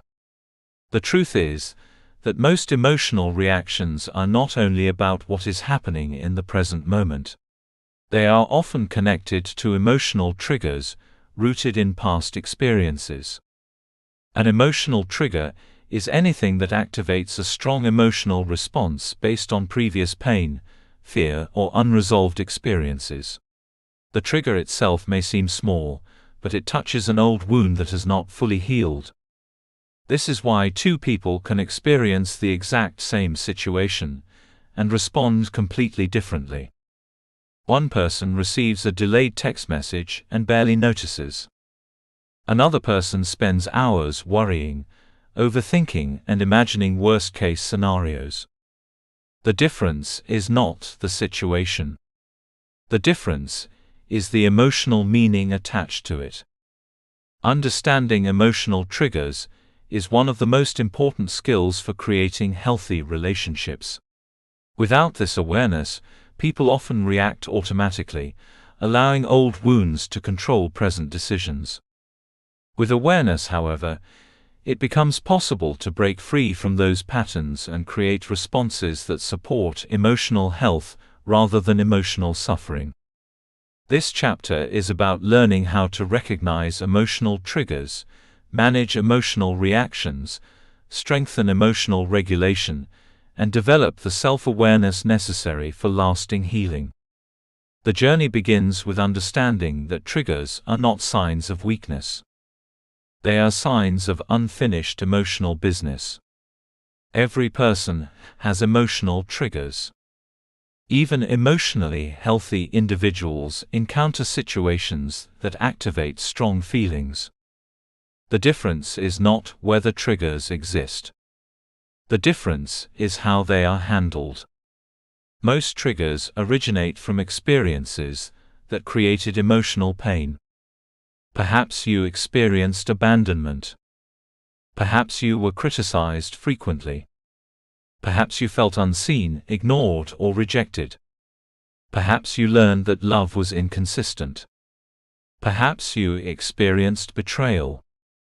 These experiences leave emotional imprints. The mind remembers them. The nervous system remembers them. Even when the conscious mind has moved on, the emotional system remains alert for similar situations. Its goal is protection. The problem is that emotional triggers often react to perceived threats rather than actual threats. Imagine someone who experienced repeated rejection in childhood. As an adult, they may become highly sensitive to criticism. A simple suggestion from a partner may feel like a personal attack. A minor disagreement may feel like evidence that the relationship is falling apart. The trigger is not responding to the current situation alone. It is responding to years of accumulated emotional experiences. This understanding is incredibly important because it changes how we view ourselves. Instead of thinking, "Something is wrong with me," we begin asking, "What is this reaction trying to tell me?" That shift creates compassion. And compassion creates the space necessary for healing. One of the greatest challenges in relationships is the difference between reacting and responding. These two behaviors may appear similar on the surface, but they come from very different places. Reacting is automatic. Responding is intentional. Reaction occurs when emotions take control, before awareness has a chance to intervene. A comment triggers insecurity, and anger appears immediately. A misunderstanding triggers fear, and panic takes over. A moment of disappointment triggers sadness, and emotional withdrawal follows. Reactions happen quickly. They are driven by old patterns. They often create consequences we later regret. Responding, on the other hand, involves a pause. It involves awareness. It involves recognizing the emotional experience without becoming controlled by it. Instead of immediately reacting, the individual becomes curious. What am I feeling right now? Why is this affecting me so strongly? What story am I telling myself? Is this situation truly dangerous, or is it activating an old wound? These questions create emotional space. Within that space lies freedom. The ability to choose a response, rather than surrendering to a reaction, is one of the most powerful skills a person can develop. At first, this may seem difficult.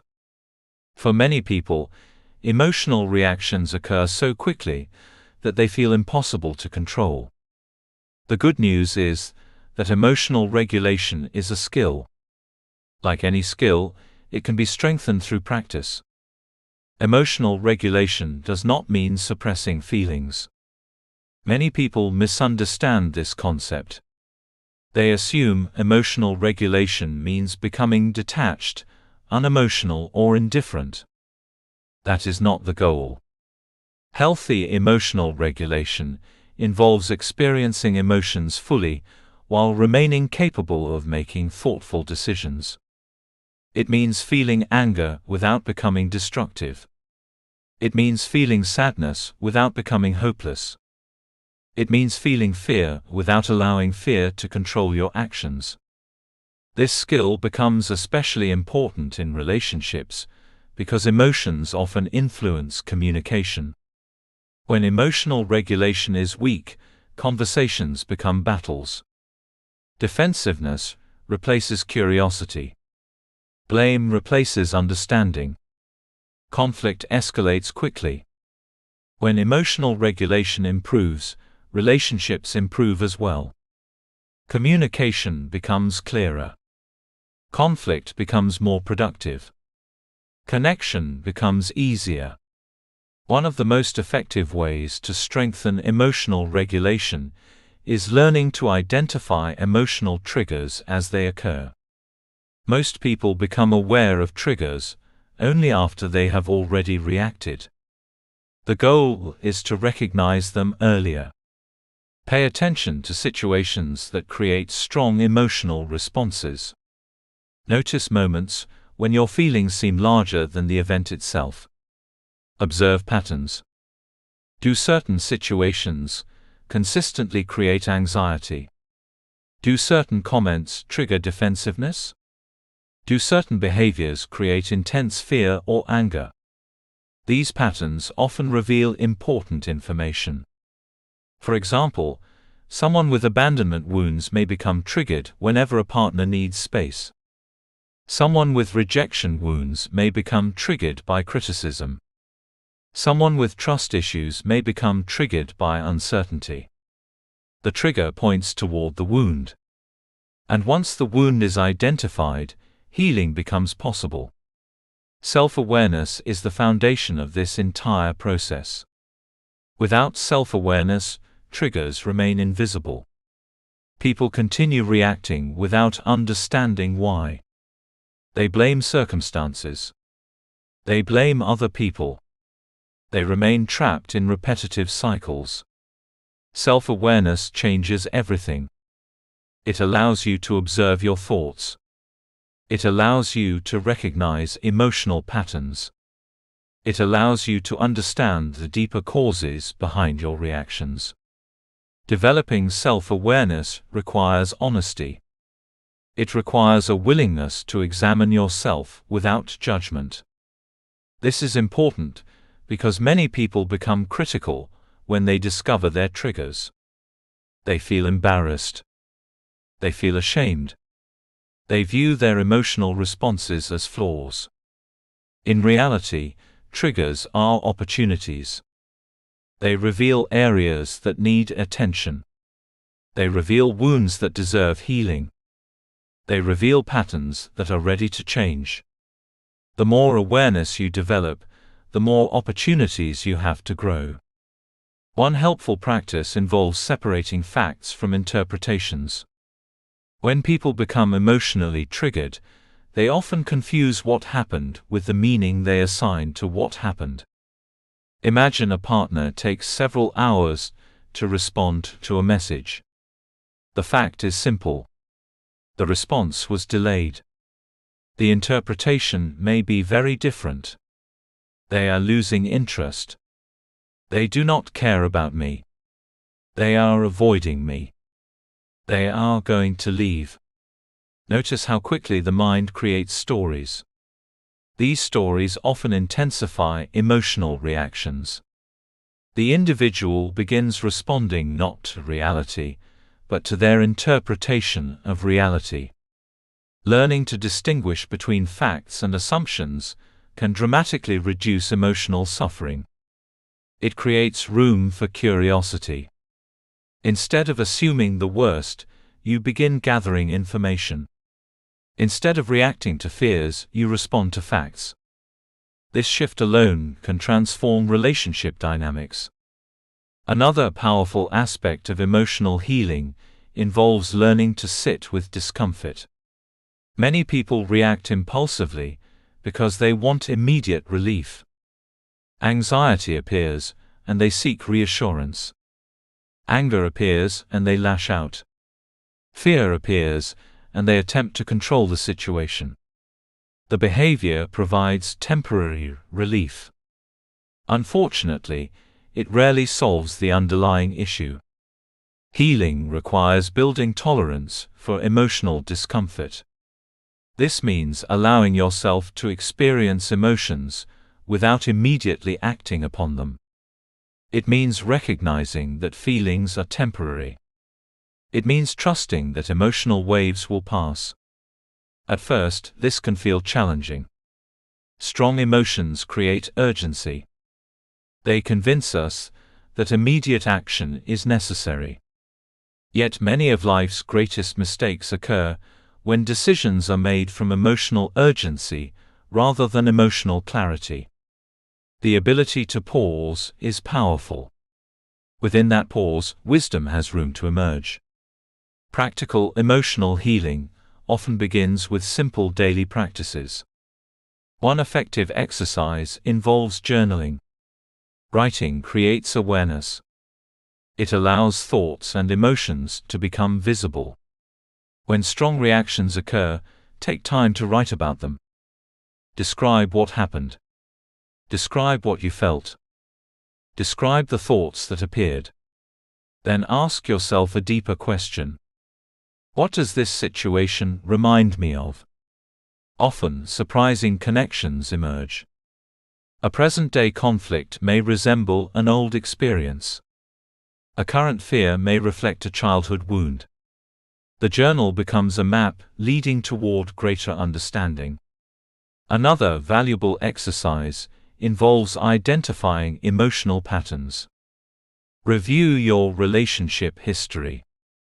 Look for recurring emotional themes. Did you repeatedly fear abandonment? Did you constantly seek validation? Did you struggle with trust? Did you feel responsible for other people's emotions? Patterns reveal important information. They show where healing is needed. They also demonstrate that many relationship struggles are not isolated incidents. They are expressions of deeper emotional dynamics. Mindfulness can also play a significant role in emotional healing. Mindfulness involves paying attention to the present moment without judgment. This practice strengthens awareness and reduces automatic reactivity. When emotions arise, mindfulness encourages observation rather than immediate action. Instead of becoming consumed by anger, you notice anger. Instead of becoming overwhelmed by fear, you observe fear. This subtle shift creates emotional distance. You realize that emotions are experiences you have, not identities you become. This perspective reduces their power. Over time, mindfulness strengthens emotional resilience and improves relationship decision-making. Another important aspect of healing involves self-compassion. Many people approach emotional growth with harsh self-criticism. They become frustrated by their triggers. They judge themselves for struggling. They expect immediate transformation. Healing rarely occurs under the pressure of self-judgment. Growth flourishes in environments of compassion. Imagine speaking to yourself the way you would speak to a close friend. Would you criticize them for having wounds? Would you shame them for experiencing fear? Or would you encourage them with patience and understanding? The kindness you offer others should also be extended to yourself. Self-compassion does not excuse unhealthy behavior. It creates the emotional safety necessary for change. The more compassion you develop, the easier it becomes to face difficult truths without becoming overwhelmed. One of the most transformative realizations in emotional healing is understanding that triggers are teachers. Every trigger contains information. Every emotional reaction reveals something important. Instead of viewing triggers as enemies, begin viewing them as guides. They point toward unresolved fears. They reveal limiting beliefs. They highlight areas where healing is needed. The goal is not to eliminate every trigger. The goal is to reduce their control over your life. As healing progresses, triggers lose intensity. Situations that once created panic begin creating awareness instead. Experiences that once felt overwhelming become manageable. The emotional charge decreases. Freedom increases. This transformation does not happen overnight. It occurs gradually. Each moment of awareness contributes to growth. Each healthy response strengthens new emotional habits. Each act of self-compassion supports healing. Over time, the person who once reacted automatically becomes someone who responds intentionally. Relationships begin changing as a result. Communication improves. Conflict becomes less threatening. Boundaries become stronger. Decisions become wiser. Most importantly, self-trust begins to grow. And self-trust is one of the greatest gifts emotional healing can provide. When you trust yourself, you stop relying entirely on external reassurance. You stop doubting every feeling. You stop abandoning your own needs. You become grounded. You become resilient. You become capable of navigating relationships with greater confidence and clarity. As you continue your journey, remember that emotional triggers are not evidence that you are broken. They are evidence that you are human. Every trigger represents an opportunity to learn something important about yourself. Every emotional reaction contains a lesson. Every moment of awareness creates the possibility for change. The goal is not perfection. The goal is progress. The goal is becoming more conscious, more intentional, and more compassionate toward yourself. When you learn to recognize your triggers, regulate your emotions, and respond with awareness rather than react from old wounds, you break free from patterns that may have controlled your relationships for years. You stop allowing the past to dictate the present. You stop surrendering your power to old fears. You begin creating relationships based on reality rather than emotional survival. And that is where true freedom begins. Not in the absence of emotions, but in the ability to experience them without being controlled by them. That freedom will not only transform your relationships with others, it will transform your relationship with yourself. And that relationship is the foundation upon which every healthy love story is built. Chapter 8: Rebuilding Self-Worth and Self-Love.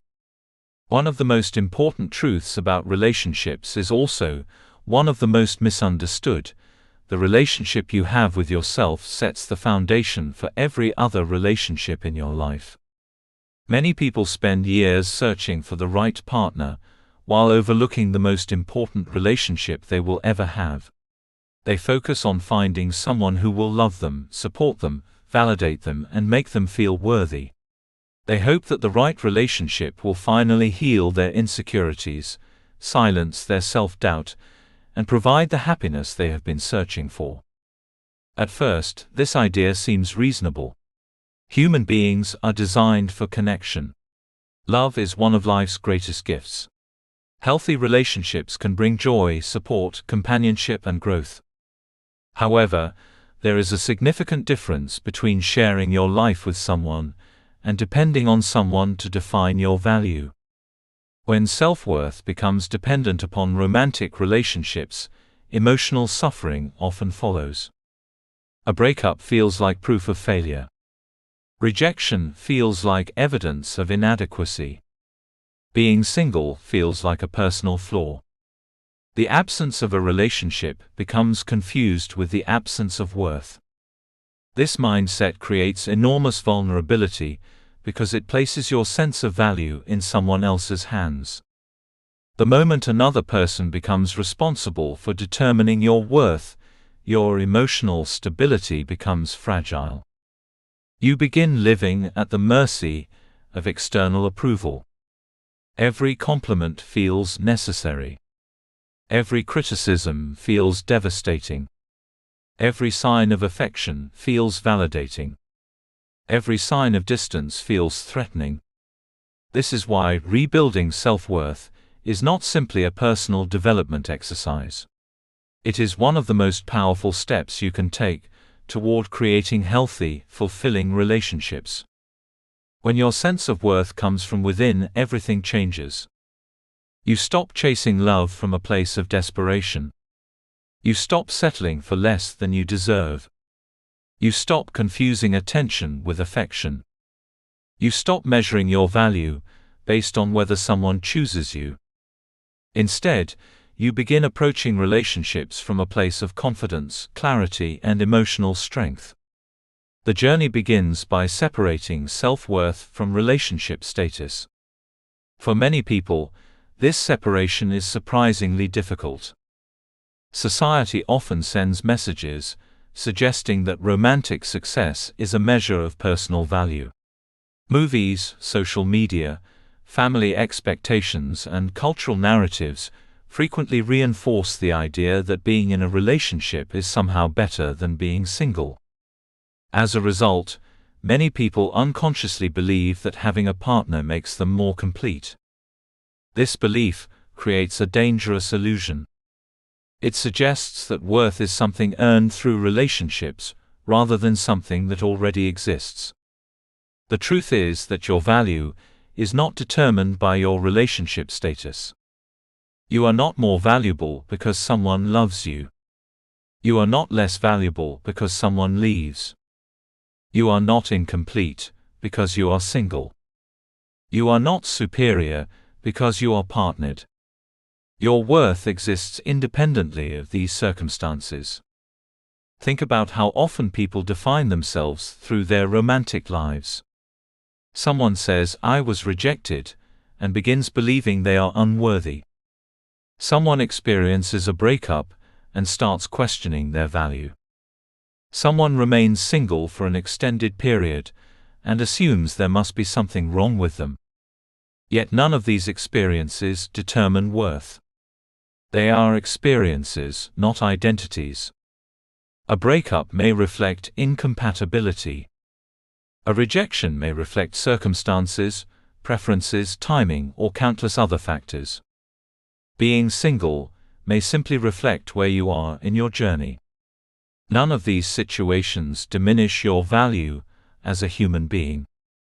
The moment you truly understand this, relationships begin losing their power to define you. You stop seeing them as evidence of worth. You start seeing them as opportunities for connection. This shift creates freedom. One of the greatest obstacles to self-worth is the tendency to seek validation from others. Validation feels good. Everyone enjoys appreciation, recognition, and acceptance. There is nothing inherently wrong with wanting to feel valued. The problem arises when validation becomes a necessity rather than a bonus. Many people unknowingly spend years chasing approval. They adjust their personalities to please others. They suppress their opinions to avoid rejection. They sacrifice their needs to gain acceptance. They become experts at earning approval while remaining disconnected from themselves. The challenge with external validation is that it never provides lasting security. No matter how much approval you receive, it is never enough if you do not believe in your own worth. Someone can tell you that you are attractive, intelligent, talented, and lovable, yet if you carry deep self-doubt, those compliments struggle to take root. The opposite is also true. When self-worth becomes internal, criticism loses much of its destructive power. You can listen to feedback without allowing it to define you. You can experience rejection without concluding that you are inadequate. You can maintain confidence even when others fail to recognize your value. This is emotional strength. And it begins with developing a healthier relationship with yourself. A crucial part of rebuilding self-worth involves developing healthy boundaries. Many people misunderstand boundaries. They assume boundaries are walls designed to keep people out. In reality, healthy boundaries create the conditions necessary for healthy relationships. Boundaries communicate what is acceptable and what is not. They define how you expect to be treated. They protect your emotional well-being. They preserve your sense of self. Without boundaries, relationships often become sources of confusion, resentment, and emotional exhaustion. People with weak boundaries frequently struggle to say no. They prioritize other people's needs above their own. They tolerate disrespect. They ignore their discomfort. They remain silent when something feels wrong. At first, these behaviors may appear kind or selfless. Over time, however, they create significant problems. Resentment builds. Needs go unmet. Self-respect diminishes. The individual gradually loses touch with their own voice. Healthy boundaries are not selfish. They are acts of self-respect. When you establish boundaries, you communicate that your needs matter. You communicate that your time matters. You communicate that your emotional well-being matters. Most importantly, you communicate these truths to yourself. Many people fear that boundaries will push others away. The reality is often the opposite. Healthy boundaries strengthen relationships because they create clarity. They reduce resentment. They encourage honesty. They allow connection to develop without sacrificing individuality. The stronger your self-worth becomes, the easier boundaries become. And the stronger your boundaries become, the healthier your relationships become. Another essential component of self-love is self-compassion. Unfortunately, many people speak to themselves in ways they would never speak to someone they care about. They criticize themselves relentlessly. They focus on flaws. They magnify mistakes. They replay failures. They hold themselves to impossible standards. This internal criticism becomes so familiar that it often goes unnoticed. Yet it has a profound impact on emotional health. Imagine carrying a constant critic with you every day. Imagine hearing messages like, "You are not good enough. You should be doing better. You always make mistakes. You are not worthy of love. You are falling behind. You are failing." Over time, these messages become beliefs. And beliefs shape reality. Self-compassion offers a different approach. It does not ignore mistakes. It does not excuse harmful behavior. Instead, it responds to imperfection with understanding rather than cruelty. Self-compassion recognizes that being human involves struggle. It acknowledges that growth takes time. It allows room for learning. Consider how you would respond to a close friend experiencing heartbreak. You would likely offer encouragement. You would remind them of their strengths. You would reassure them that one painful experience does not define their future. You would speak with kindness. The question is simple. Why not offer the same compassion to yourself? The relationship you have with yourself deserves the same care, patience, and understanding you offer to others. Healing negative self-beliefs is another crucial step in rebuilding self-worth. Many of the beliefs people carry about themselves were formed years ago. Some originated in childhood. Others developed through painful experiences. Over time, these beliefs became accepted as truth. Perhaps you believe you are not lovable. Perhaps you believe you are not attractive enough. Perhaps you believe you always get abandoned. Perhaps you believe you are destined for heartbreak. Perhaps you believe you are too much or not enough. These beliefs often operate beneath conscious awareness. They quietly influence decisions, relationships, and expectations. The challenge is that the mind tends to seek evidence supporting existing beliefs. If you believe you are unworthy, you notice rejection more than acceptance. If you believe you are unlovable, you focus on failures rather than successes. The belief becomes self-reinforcing. Breaking this cycle requires questioning the story. Where did this belief come from? Is it objectively true? What evidence contradicts it? What would I tell someone I love who believed this about themselves? These questions create opportunities for transformation. The goal is not blind positivity. The goal is truth.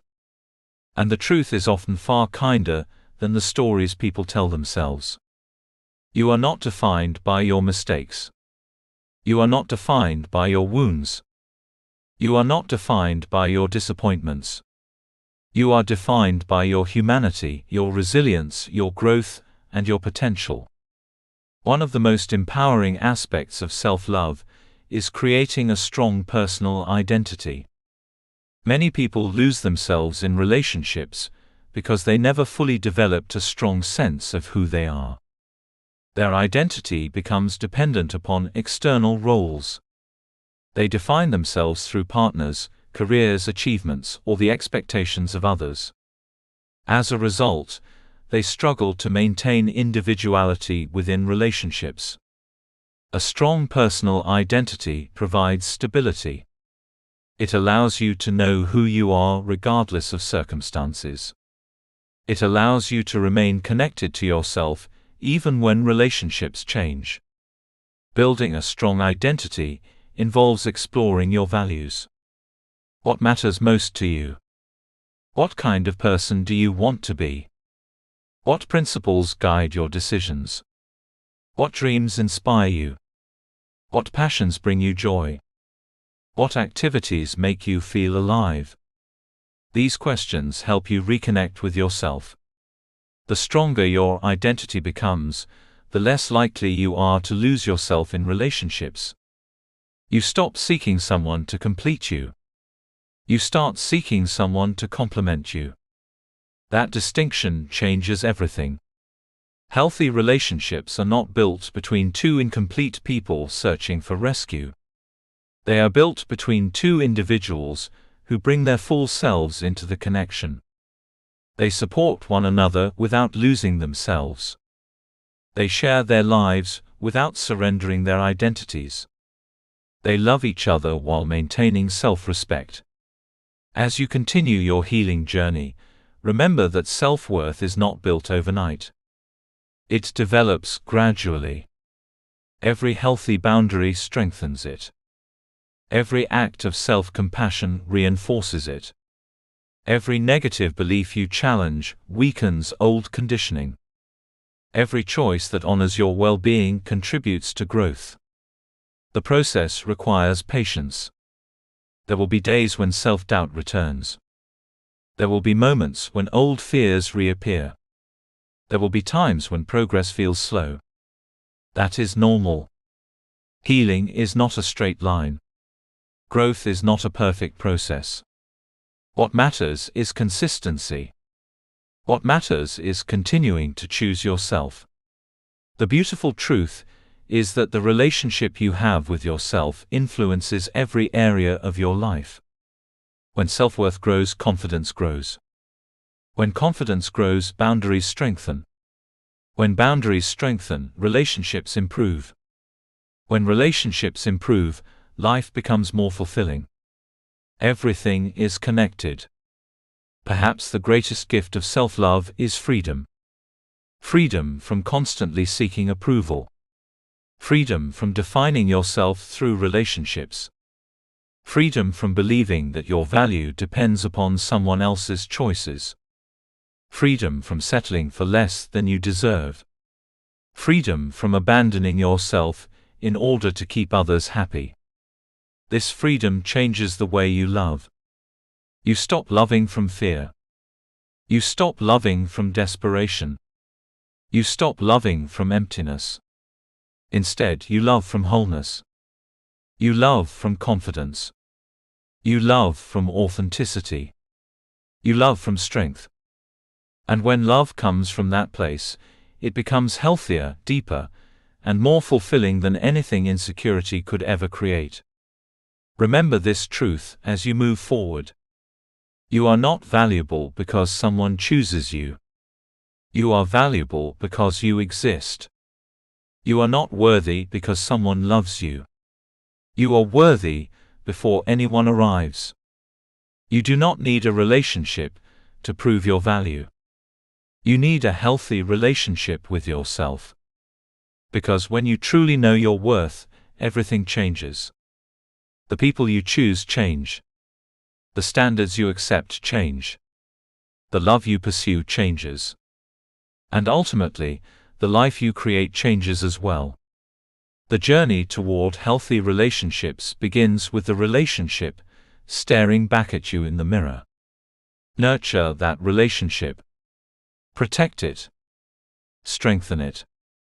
Because the more deeply you learn to value yourself, the less willing you become to accept anything that asks you to forget your worth.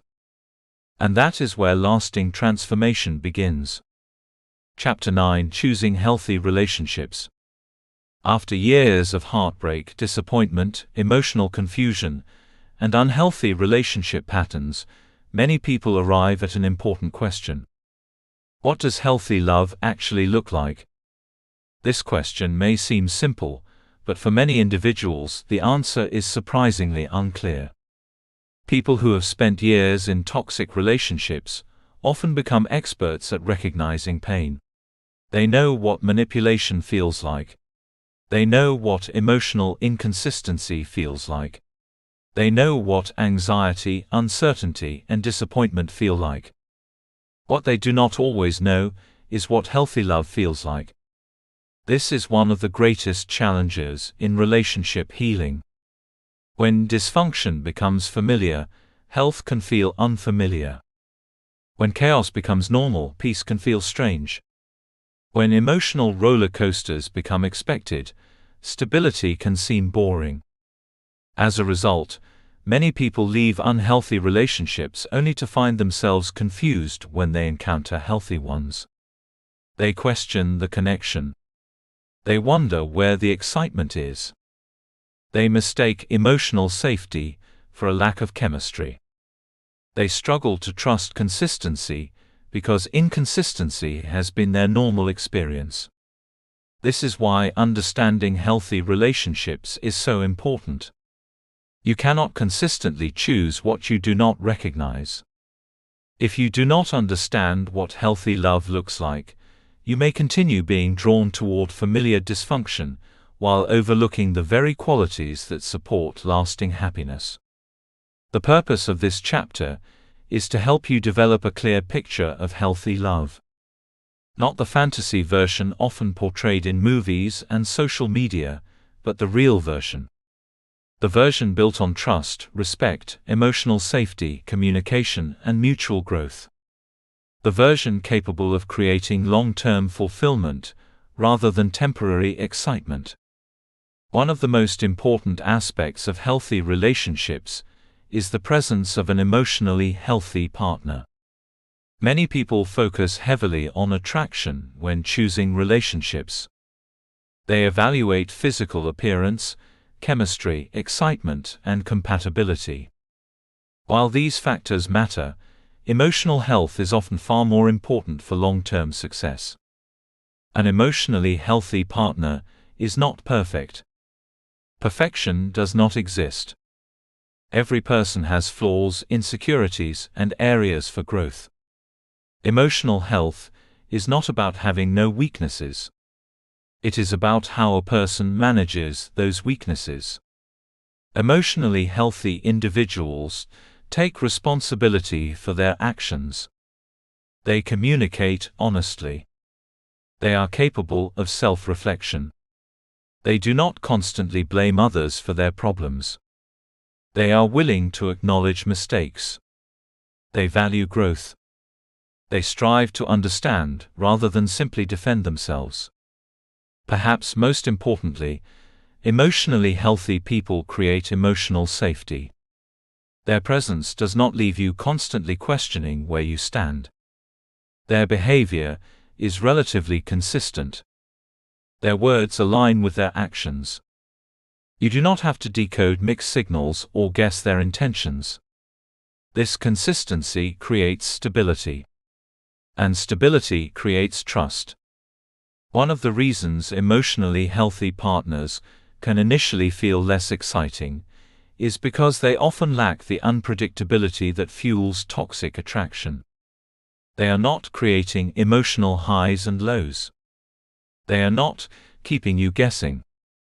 They are not triggering anxiety. Instead, they provide reliability.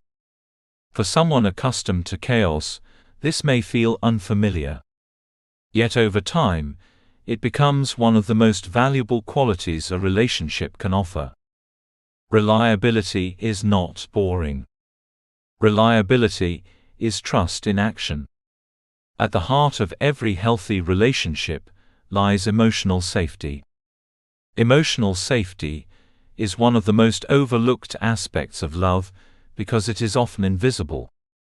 People frequently focus on passion, attraction, and excitement, while underestimating the importance of feeling emotionally secure.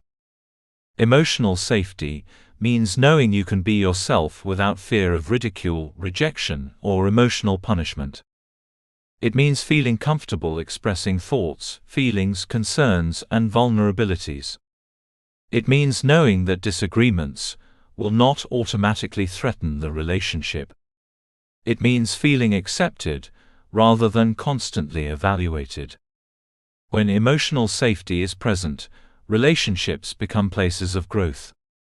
When emotional safety is absent, relationships become places of survival. This distinction is profound. In unhealthy relationships, individuals often spend enormous amounts of energy protecting themselves. They hide parts of who they are. They avoid difficult conversations. They suppress emotions. They walk on eggshells. They become hypervigilant. Their nervous system remains on alert. Healthy relationships operate differently. The individual feels relaxed. They feel understood. They feel accepted. They are able to share their authentic selves without constant fear. This emotional freedom creates deeper intimacy, because true connection requires vulnerability. And vulnerability can only thrive where safety exists. Trust is another cornerstone of healthy love. Trust is not built through promises. It is built through consistency. Anyone can make promises. Anyone can say the right words. Trust develops when actions repeatedly align with those words. It develops when reliability becomes predictable. It grows through countless small experiences over time. Many people mistakenly believe trust is established through grand gestures. In reality, trust is usually built through ordinary moments. Showing up when you say you will. Following through on commitments. Being honest during difficult conversations. Respecting boundaries. Remaining dependable during challenges. These seemingly simple behaviors create the foundation of lasting relationships. Without trust, relationships become exhausting. People constantly seek reassurance. They question intentions. They monitor behavior. They worry about betrayal. Trust removes much of this emotional burden.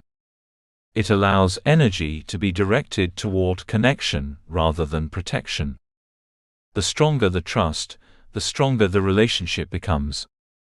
Communication is another essential ingredient in healthy relationships. Many people assume communication means talking frequently. While communication certainly involves conversation, healthy communication goes much deeper. Healthy communication involves honesty. It involves listening. It involves empathy. It involves the willingness to understand another person's perspective. Perhaps most importantly, healthy communication involves addressing problems directly rather than avoiding them. Every relationship experiences conflict. Disagreements are normal.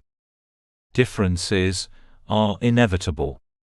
The presence of conflict does not determine relationship quality. The way conflict is handled does. In unhealthy relationships, conflict often becomes destructive. People attack each other. They blame. They criticize. They withdraw. They become defensive. The goal shifts from solving the problem to winning the argument. Healthy relationships approach conflict differently. The focus remains on understanding and resolution. The partners may disagree, but they continue respecting one another. They remain curious rather than combative. They seek solutions rather than victories. This approach does not eliminate conflict. It transforms conflict into an opportunity for growth. Healthy couples understand that disagreement does not make them enemies. It simply means they are two different people navigating life together. One of the most important lessons in choosing healthy relationships involves understanding the difference between shared values and shared chemistry. Chemistry often receives enormous attention. People want sparks. They want excitement. They want attraction. These desires are completely natural. Chemistry can be a beautiful part of romantic connection. However, chemistry alone is rarely enough to sustain a relationship. Many highly passionate relationships fail because they lack deeper compatibility. Shared values often matter far more than people realize. Values influence how individuals approach life. They shape priorities, decisions, goals, and behavior. Two people may have incredible chemistry while holding fundamentally different visions for their future. One may value family above all else. The other may prioritize independence. One may desire commitment. The other may avoid it. One may value honesty deeply. The other may struggle with transparency. Over time, these differences create challenges that chemistry alone cannot overcome. Shared values provide stability. They create alignment. They allow partners to move in the same direction. This does not mean couples must agree on everything. Healthy relationships include differences. What matters is agreement on the issues that matter most. Respect, integrity, trust, commitment, growth, kindness. These values create a strong foundation. When chemistry exists alongside shared values, relationships have the potential to flourish. When chemistry exists without shared values, the relationship often becomes a struggle. One of the most powerful shifts people experience during healing is learning to look for green flags instead of focusing exclusively on red flags. For years, many individuals become so focused on avoiding unhealthy relationships that they forget to identify healthy ones. Green flags are the positive indicators that suggest emotional health and relationship potential. They are signs that a person possesses qualities capable of supporting a healthy partnership. A green flag appears when someone takes responsibility for their mistakes rather than constantly blaming others. A green flag appears when someone respects your boundaries without making you feel guilty. A green flag appears when communication remains honest during difficult conversations.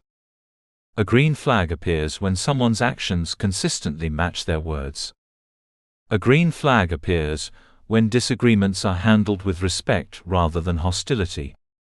A green flag appears when a person encourages your growth instead of feeling threatened by it. A green flag appears when emotional consistency replaces emotional chaos. These qualities may not create the dramatic excitement often associated with toxic relationships. What they create is something far more valuable. They create trust. They create safety. They create sustainability. Many people overlook green flags because they are accustomed to intensity. Healthy behaviors can appear ordinary compared to emotional drama. A reliable person may seem less exciting than an unpredictable one. A respectful person may seem less intriguing than a complicated one. A stable relationship may seem less thrilling than a chaotic one. Yet stability is often what creates long-term happiness. The challenge is learning to appreciate it. This requires changing the way love is defined. For many people, love has been associated with struggle. They believe love requires suffering. They believe love means sacrificing themselves. They believe love is supposed to be difficult. These beliefs often originate from past experiences. Healthy love challenges those assumptions. Healthy love still requires effort. It still involves compromise. It still faces challenges. However, it does not require constant emotional pain. It does not demand the abandonment of self-respect. It does not thrive on uncertainty. Instead, it supports growth. It encourages authenticity. It creates space for both individuals to flourish. Perhaps one of the most beautiful aspects of healthy relationships is the way they influence personal growth.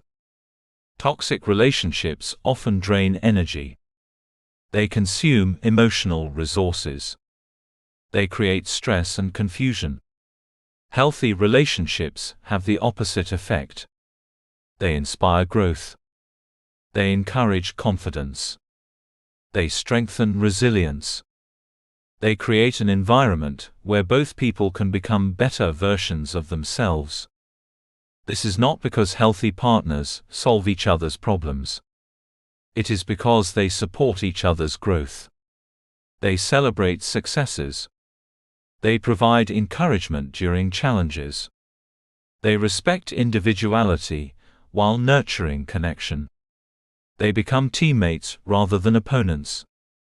As you continue your journey toward healthier relationships, remember that choosing healthy love requires more than finding the right person.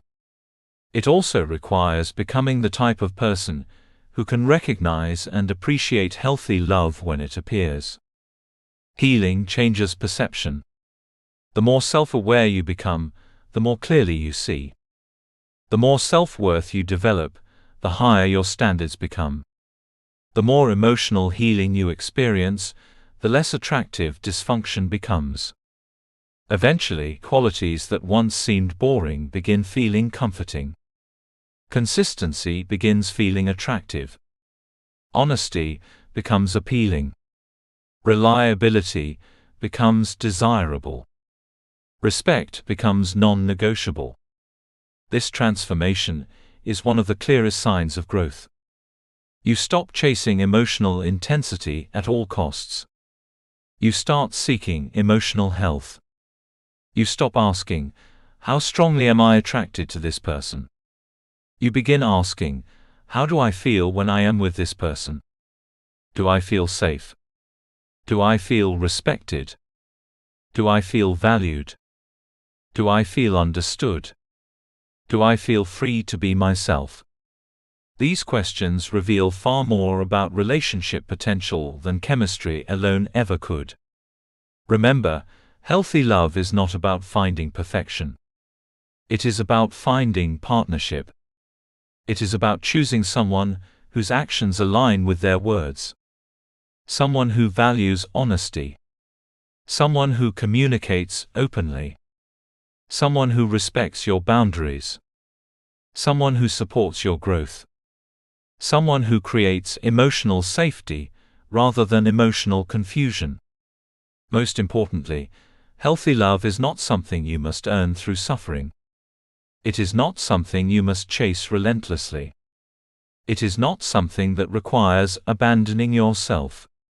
Healthy love is built through mutual respect, trust, consistency, and shared effort. And when you finally experience that kind of love, you begin to understand something powerful. The healthiest relationships are not the ones that constantly test your worth. They are the ones that help you remember it. That is the kind of relationship worth choosing.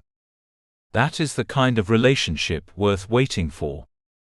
And that is the kind of love that has the power to transform not only your relationships, but your entire life. Chapter 10: Creating a New Relationship Story. There comes a moment in every healing journey when understanding is no longer enough. You may have spent months, years, or even decades trying to understand why your relationships followed certain patterns. You may have explored your childhood experiences, identified emotional wounds, recognized toxic dynamics, and learned about the psychological forces that influenced your choices. All of that awareness is valuable. In fact, awareness is where transformation begins. But awareness alone does not create change. At some point, there must be a transition from understanding the old story to creating a new one. This chapter is about that transition. It is about moving from reflection to action. It is about stepping out of relationship patterns that no longer serve you, and consciously creating healthier ones. Most importantly, it is about realizing that your past does not have to determine your future. Many people unconsciously believe their relationship history predicts what lies ahead. If they have experienced repeated heartbreak, they expect more heartbreak. If they have been abandoned, they expect abandonment. If they have been betrayed, they expect betrayal. If they have chosen unhealthy partners repeatedly, they begin to doubt their ability to choose differently. These beliefs are understandable. Pain has a way of shaping expectations. When something happens enough times, it starts to feel inevitable. But there is an important difference between a pattern and a destiny. A pattern is something that can be changed. A destiny is something that cannot. The good news is that relationship patterns are not permanent. They are learned. And what has been learned can also be unlearned. One of the most powerful steps in creating a new relationship story involves rewriting the beliefs you hold about love. Whether you realize it or not, every relationship decision you make is influenced by your beliefs. These beliefs act like invisible instructions guiding your choices. If you believe love requires suffering, you may tolerate unhealthy behavior. If you believe you must earn affection, you may overextend yourself to gain approval. If you believe people always leave, you may become anxious and fearful whenever relationships deepen. If you believe you are unworthy of healthy love, you may unconsciously settle for less than you deserve. The challenge is that many of these beliefs operate beneath conscious awareness. People rarely wake up and say, "I believe I deserve unhealthy relationships." Instead, the belief reveals itself through choices. It reveals itself through tolerating disrespect. It reveals itself through ignoring red flags. It reveals itself through repeatedly accepting less than what is needed for emotional well-being. Changing your relationship story begins with identifying the beliefs that have shaped your past. Ask yourself an important question. What do I truly believe about love? Not what you hope is true. Not what you tell others. What do you genuinely believe deep down?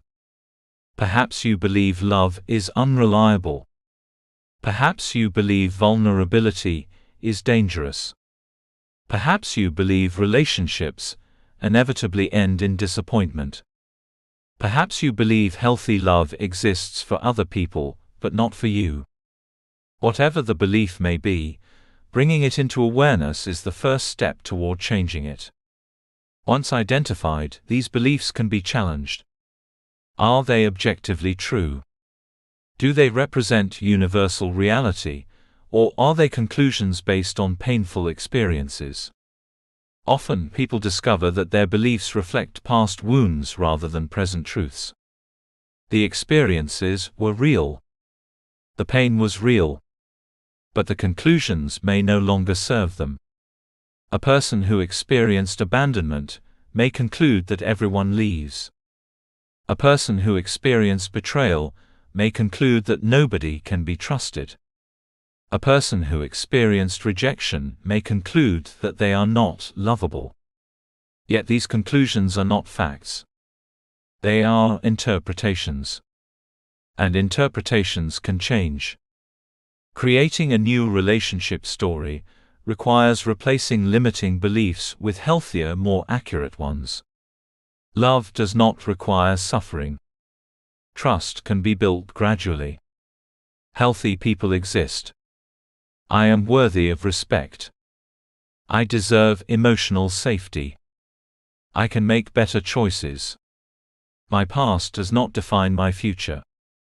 These beliefs create new possibilities. They create new expectations.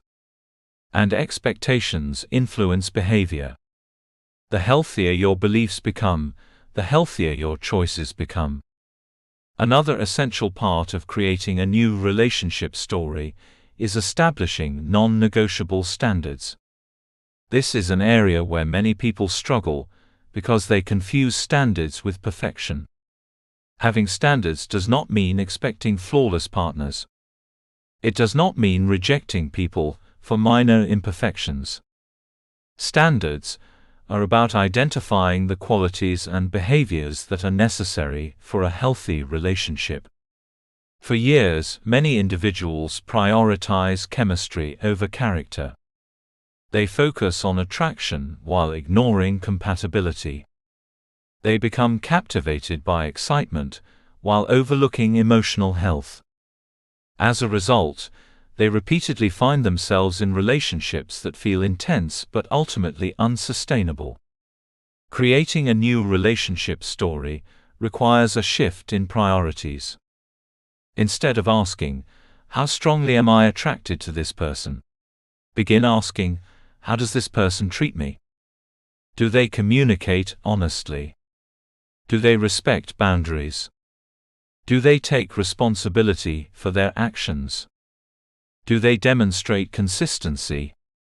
Do they create emotional safety? Do their actions match their words?" These questions reveal much more about long-term relationship potential than chemistry alone. Non-negotiable standards act as protective guidelines. They prevent emotional needs from being sacrificed in moments of attraction. They provide clarity when emotions become overwhelming. They help you remain aligned with your values even when strong feelings emerge. Perhaps one of the most important standards involves mutual respect. Without respect, healthy love cannot survive. Attraction may exist. Chemistry may exist. Passion may exist. But without respect, the relationship eventually becomes damaging. Respect is reflected in how people speak to each other, listen to each other, support each other, and treat each other's boundaries. It is the foundation upon which trust and intimacy are built. As you establish standards, remember that they are not demands placed upon others. They are commitments you make to yourself. They represent the minimum conditions required for your emotional well-being. The stronger your self-worth becomes, the easier it becomes to maintain those standards. Dating with intention and awareness is another powerful step toward creating healthier relationship experiences. Many people enter relationships unconsciously. They follow attraction wherever it leads. They become swept away by emotions. They ignore warning signs because they hope things will improve. They prioritize immediate feelings over long-term compatibility. Intentional dating requires a different approach. It involves remaining connected to yourself throughout the process.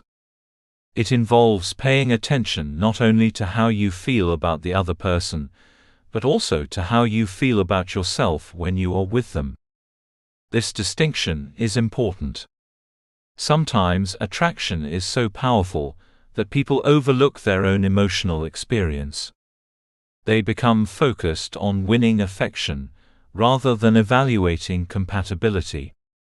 As a result, they miss valuable information.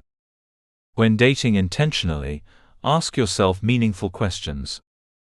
Do I feel comfortable being myself? Do I feel respected?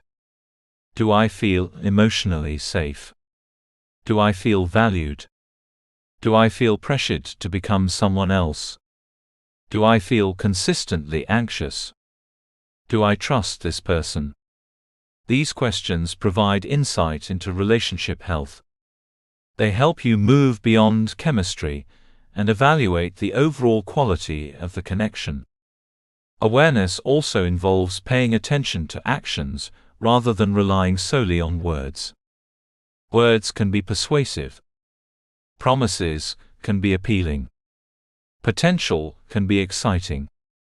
However, healthy relationships are built upon behavior. A person's actions reveal their priorities, values, and intentions.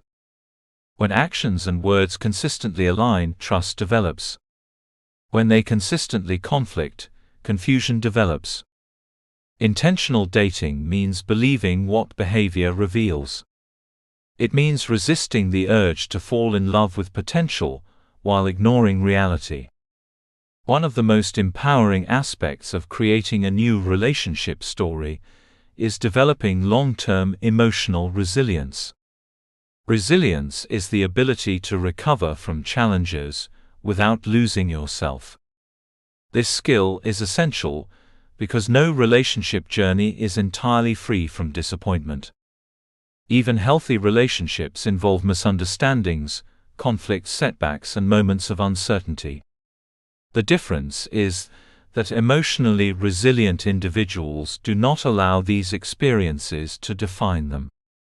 They remain grounded. They maintain perspective. They trust themselves. For many people, emotional resilience develops through healing. Every challenge overcome strengthens confidence. Every boundary maintained reinforces self-respect. Every difficult experience survived proves inner strength. Over time, resilience becomes a source of stability. One of the greatest benefits of emotional resilience is that it reduces fear. Fear often drives unhealthy relationship decisions. Fear of rejection. Fear of abandonment. Fear of loneliness. Fear of starting over. These fears cause people to remain in situations that no longer serve them. They settle. They compromise their values. They tolerate mistreatment. They stay because they are afraid. Resilience changes this dynamic. When you trust your ability to handle life's challenges, fear loses much of its power. You stop making decisions based on emotional survival. You start making decisions based on emotional health. This shift is transformative. It allows you to walk away from unhealthy relationships when necessary. It allows you to maintain standards. It allows you to pursue connections from a place of confidence rather than desperation. Perhaps the most important aspect of creating a new relationship story involves sustaining healthy relationship habits over time. Many people experience breakthroughs during periods of healing. They gain awareness. They establish boundaries. They feel empowered. The challenge comes later. How do you maintain those changes? How do you prevent old patterns from returning? The answer lies in consistency. Healthy relationships are not created through a single decision. They are created through repeated choices. Every day presents opportunities to reinforce healthy habits. Choosing honest communication. Choosing self-respect. Choosing accountability. Choosing emotional awareness. Choosing boundaries. Choosing growth. These choices may seem small individually, but together they create lasting transformation. Healthy habits also require ongoing self-reflection. Growth does not end when a healthy relationship begins. In many ways, it continues. Relationships often reveal new opportunities for healing. They expose fears. They highlight insecurities. They challenge old assumptions. Approaching these experiences with curiosity rather than judgment supports continued growth. Another important habit involves maintaining your individuality. One of the most common mistakes people make in relationships is gradually losing themselves. They abandon personal goals. They neglect friendships. They stop pursuing interests. Their identity becomes increasingly tied to the relationship. Healthy relationships encourage connection without requiring self-abandonment. Continue nurturing your passions. Continue investing in your growth. Continue maintaining your sense of self. A strong relationship consists of two individuals choosing to share their lives, not two individuals losing themselves within each other. As you move forward, remember that creating a new relationship story is not about becoming a completely different person. It is about becoming more fully yourself. It is about removing the fears, wounds, and limiting beliefs that prevented you from experiencing healthy love. It is about making choices that align with your values rather than your insecurities. It is about approaching relationships with awareness instead of unconscious patterns. Most importantly, it is about recognizing your power. For years you may have believed that relationships simply happened to you. You may have felt trapped by circumstances. You may have felt powerless against attraction, heartbreak, or disappointment. But the truth is that awareness creates choice. And choice creates change. Every healthy boundary is a choice. Every new belief is a choice. Every act of self-respect is a choice. Every emotionally healthy decision is a choice. Those choices shape your future. The story of your past relationships may contain pain, disappointment, confusion, and lessons learned the hard way. But that story does not have to become the story of your future. You have the ability to write a different chapter. You have the ability to choose differently. You have the ability to love differently. You have the ability to create relationships built upon trust, respect, honesty, emotional safety, and mutual growth. That journey begins the moment you stop viewing yourself as a victim of old patterns and start viewing yourself as the author of what comes next. You are not destined to repeat the same mistakes forever. You are not required to carry old wounds into every future relationship. You are not obligated to relive the same emotional cycles. You can create something different. You can create something healthier. You can create something stronger. You can create something that reflects the person you are becoming, rather than the pain you have experienced. And that is the true purpose of healing. Not simply understanding the past, but using that understanding to create a future filled with healthier choices, deeper self-respect, stronger relationships, and a love story that no longer begins with wounds but with wisdom. The next chapter of your life is unwritten. The pen is in your hands. And for the first time, perhaps more clearly than ever before, you have everything you need to write a better story. Conclusion: love doesn't have to hurt. As we reach the end of this journey, it is important to pause and reflect on one of the most powerful truths contained within these pages. Love does not have to hurt. For many people, those words may feel difficult to believe. Perhaps your experiences have taught you something different. Perhaps love has often felt confusing, exhausting, unpredictable, or painful. Perhaps your history contains heartbreak, disappointment, betrayal, rejection, or relationships that left emotional scars. If that is true, you are not alone. Millions of people carry similar stories. They enter relationships hoping for happiness, but find themselves trapped in cycles of emotional pain. They promise themselves that things will be different next time, only to discover that they are repeating familiar patterns.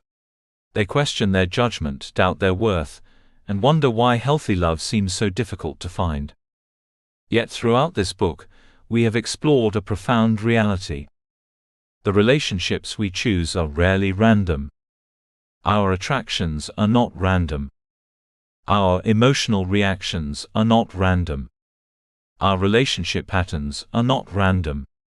The people we are drawn to, the behaviors we tolerate, the fears we carry, and the decisions we make are often connected to deeper emotional programming that developed long before we ever entered a romantic relationship. Understanding this truth changes everything. It shifts the conversation away from blame and toward awareness. It helps us see that many of our struggles in love are not evidence of weakness, stupidity, or bad luck. They are often reflections of emotional patterns that were formed through experience. Patterns can feel permanent when we do not understand them. They can feel like fate. They can make us believe that heartbreak is inevitable. But patterns are not destiny. Patterns can be recognized. Patterns can be challenged. Patterns can be changed. That realization is the foundation of hope. Throughout this book, we have explored the hidden forces that influence relationship choices. We began by examining why so many intelligent, self-aware people repeatedly find themselves in unhealthy relationships. We discovered that attraction and compatibility are not the same thing. We learned that what feels familiar is not always what is healthy. Many people spend years mistaking familiarity for love. They assume that intense attraction automatically indicates compatibility. Yet what often feels familiar may simply reflect old emotional experiences. The mind naturally gravitates toward what it recognizes, even when those experiences have caused pain in the past. This is one reason unhealthy relationship patterns can become so difficult to escape. Without awareness, people continue seeking what feels familiar rather than what supports growth. We also explored the powerful influence of childhood experiences. The lessons we learn about love often begin long before our first romantic relationship. Our earliest experiences teach us what to expect from others. They shape our understanding of trust, connection, intimacy, and emotional safety. Some people grow up learning that love is reliable and secure. Others learn that love is inconsistent, unpredictable, or conditional. These early experiences create internal blueprints that often guide adult relationship choices. Understanding those blueprints is not about blaming parents or dwelling on the past. It is about recognizing how old experiences continue influencing present decisions. Awareness allows us to decide whether those patterns still deserve a place in our lives. We examined the psychology of attraction and uncovered another important truth. Strong chemistry does not always indicate healthy compatibility. Many people are drawn toward emotional intensity because intensity feels exciting. Unpredictability creates anticipation. Inconsistency creates longing. Emotional highs and lows can feel passionate. Yet emotional intensity and emotional health are not the same thing. Healthy love often feels very different from the dramatic relationships portrayed in movies and social media. Healthy love may not create constant emotional fireworks. What it creates instead is something far more valuable. It creates trust. It creates safety. It creates stability. It creates peace. These qualities may seem less exciting at first, especially for individuals who are accustomed to chaos. But over time, they become the foundation of lasting happiness. We explored red flags and discovered why people frequently ignore warning signs. The answer is rarely simple. Sometimes hope clouds judgment. Sometimes loneliness creates vulnerability. Sometimes fear of starting over encourages people to stay in unhealthy situations. Many individuals fall in love with potential rather than reality. They focus on who someone could become rather than who that person currently is. This tendency can keep people trapped in painful situations for years.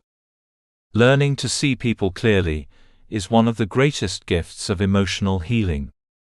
When you stop viewing relationships through the lens of wishful thinking, you gain the ability to make healthier decisions.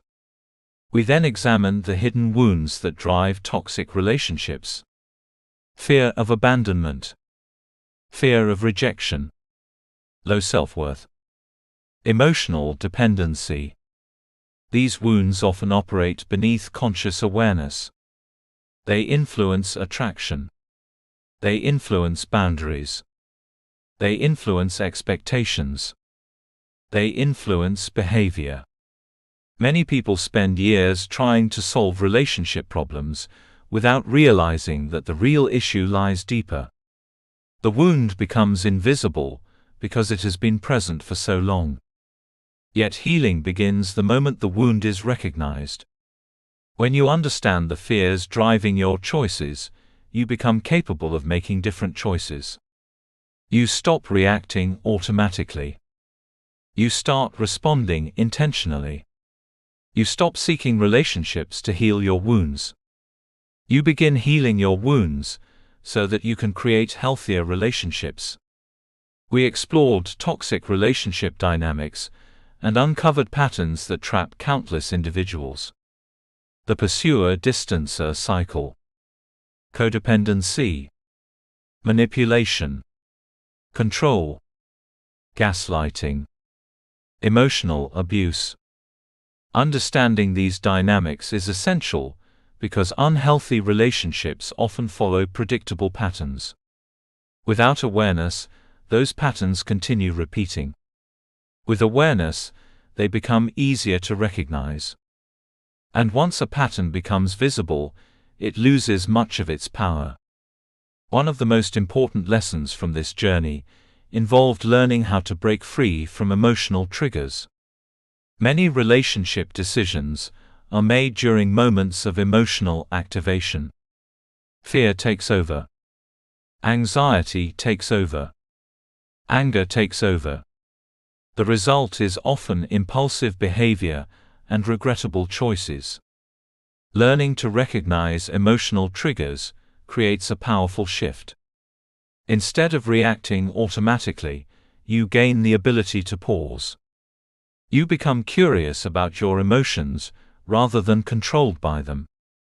You develop emotional regulation. You strengthen self-awareness. You create space between feeling and action. That space is where freedom lives. We also explored the importance of rebuilding self-worth and self-love. This may be one of the most transformative aspects of the entire healing process. For years, many people search for someone who will make them feel worthy.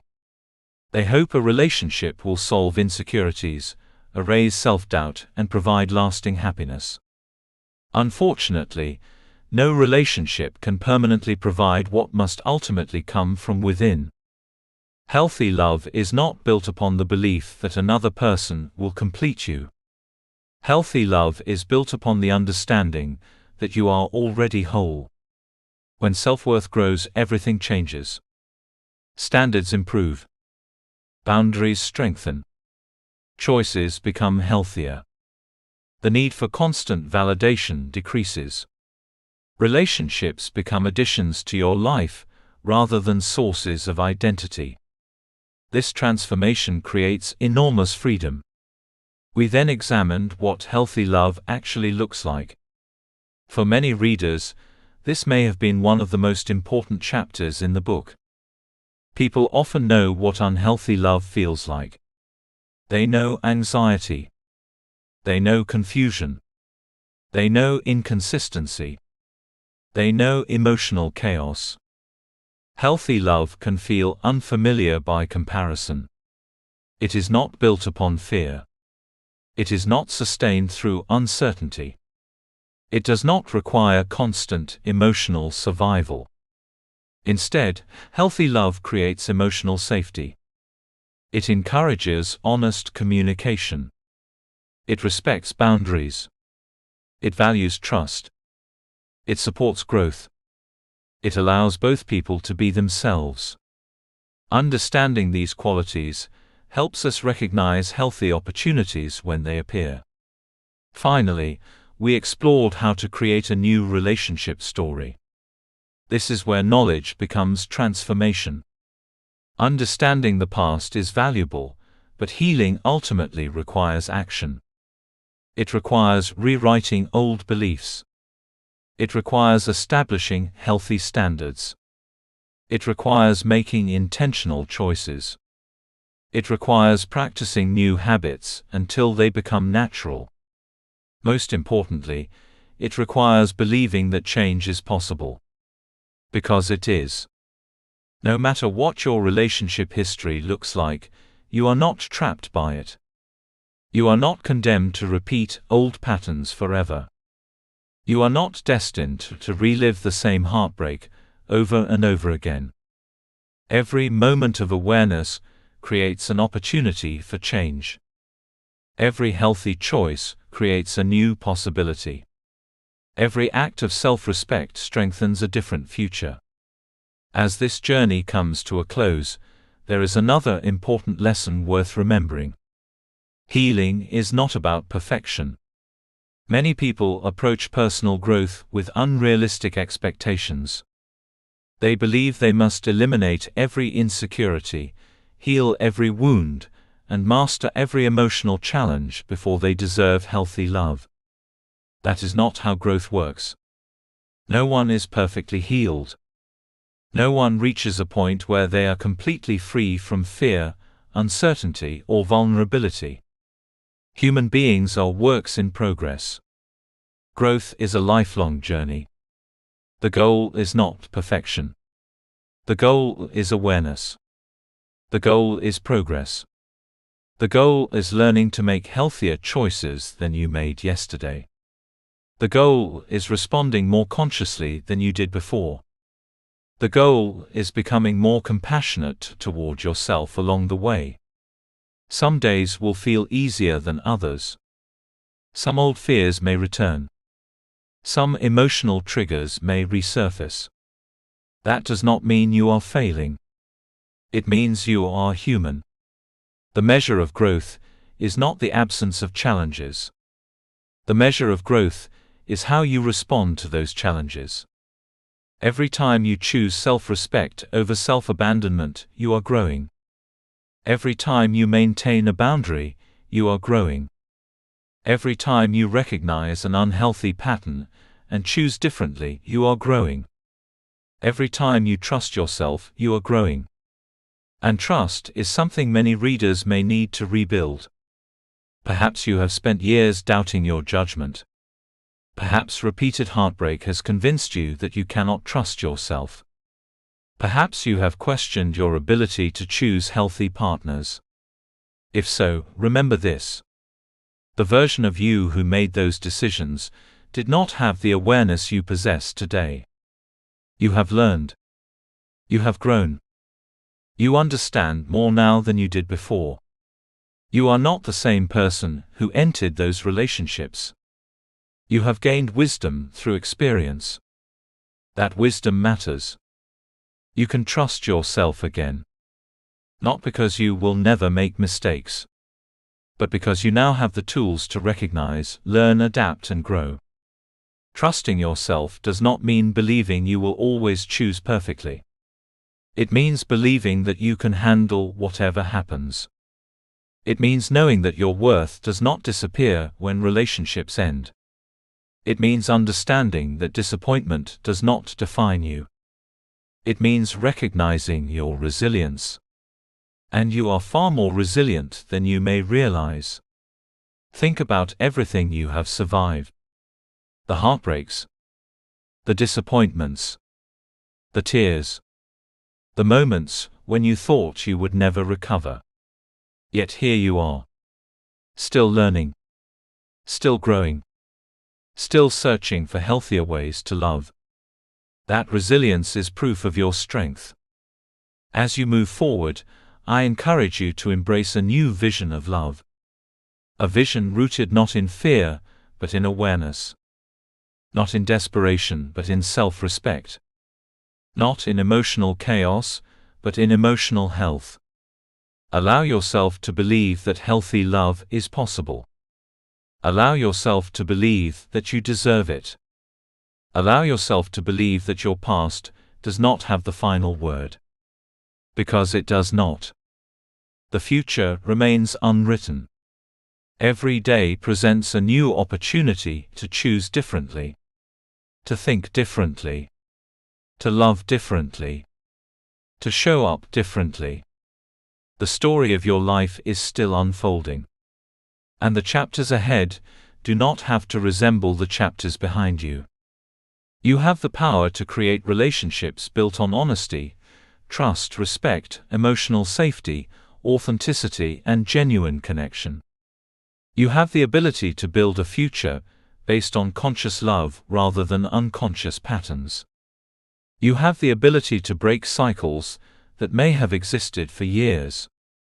And perhaps most importantly, you have the ability to create a relationship with yourself that becomes the foundation for every healthy relationship that follows. The final lesson of this book is simple, yet profound. Love is not something that happens to you. Love is something you learn. Healthy love is a skill. It is a practice. It is a choice made repeatedly through awareness, communication, respect, trust, and emotional responsibility. The more you learn those skills, the healthier your relationships become. The more you heal, the healthier your choices become. The more you value yourself, the less willing you become to accept anything that diminishes your worth. And when that transformation occurs, love begins to look very different. It no longer feels like a battlefield. It no longer feels like an endless struggle for validation. It no longer feels like a cycle of hope and heartbreak. Instead, it becomes what it was always meant to be. A partnership. A connection. A source of growth. A place of safety. A reflection of mutual respect. A journey shared by two people who are committed not only to loving each other, but also to growing together. Love doesn't have to hurt. And once you truly understand that, everything changes. Thank you for reading this book. I hope you enjoyed it. Please remember to leave us a review. TM Light. Disclaimer. This book was created with the assistance of artificial intelligence. While every effort was made to ensure the accuracy and relevance of the content, readers should note that this cannot be considered professional advice. Readers are encouraged to apply their own judgment and consult experts where needed.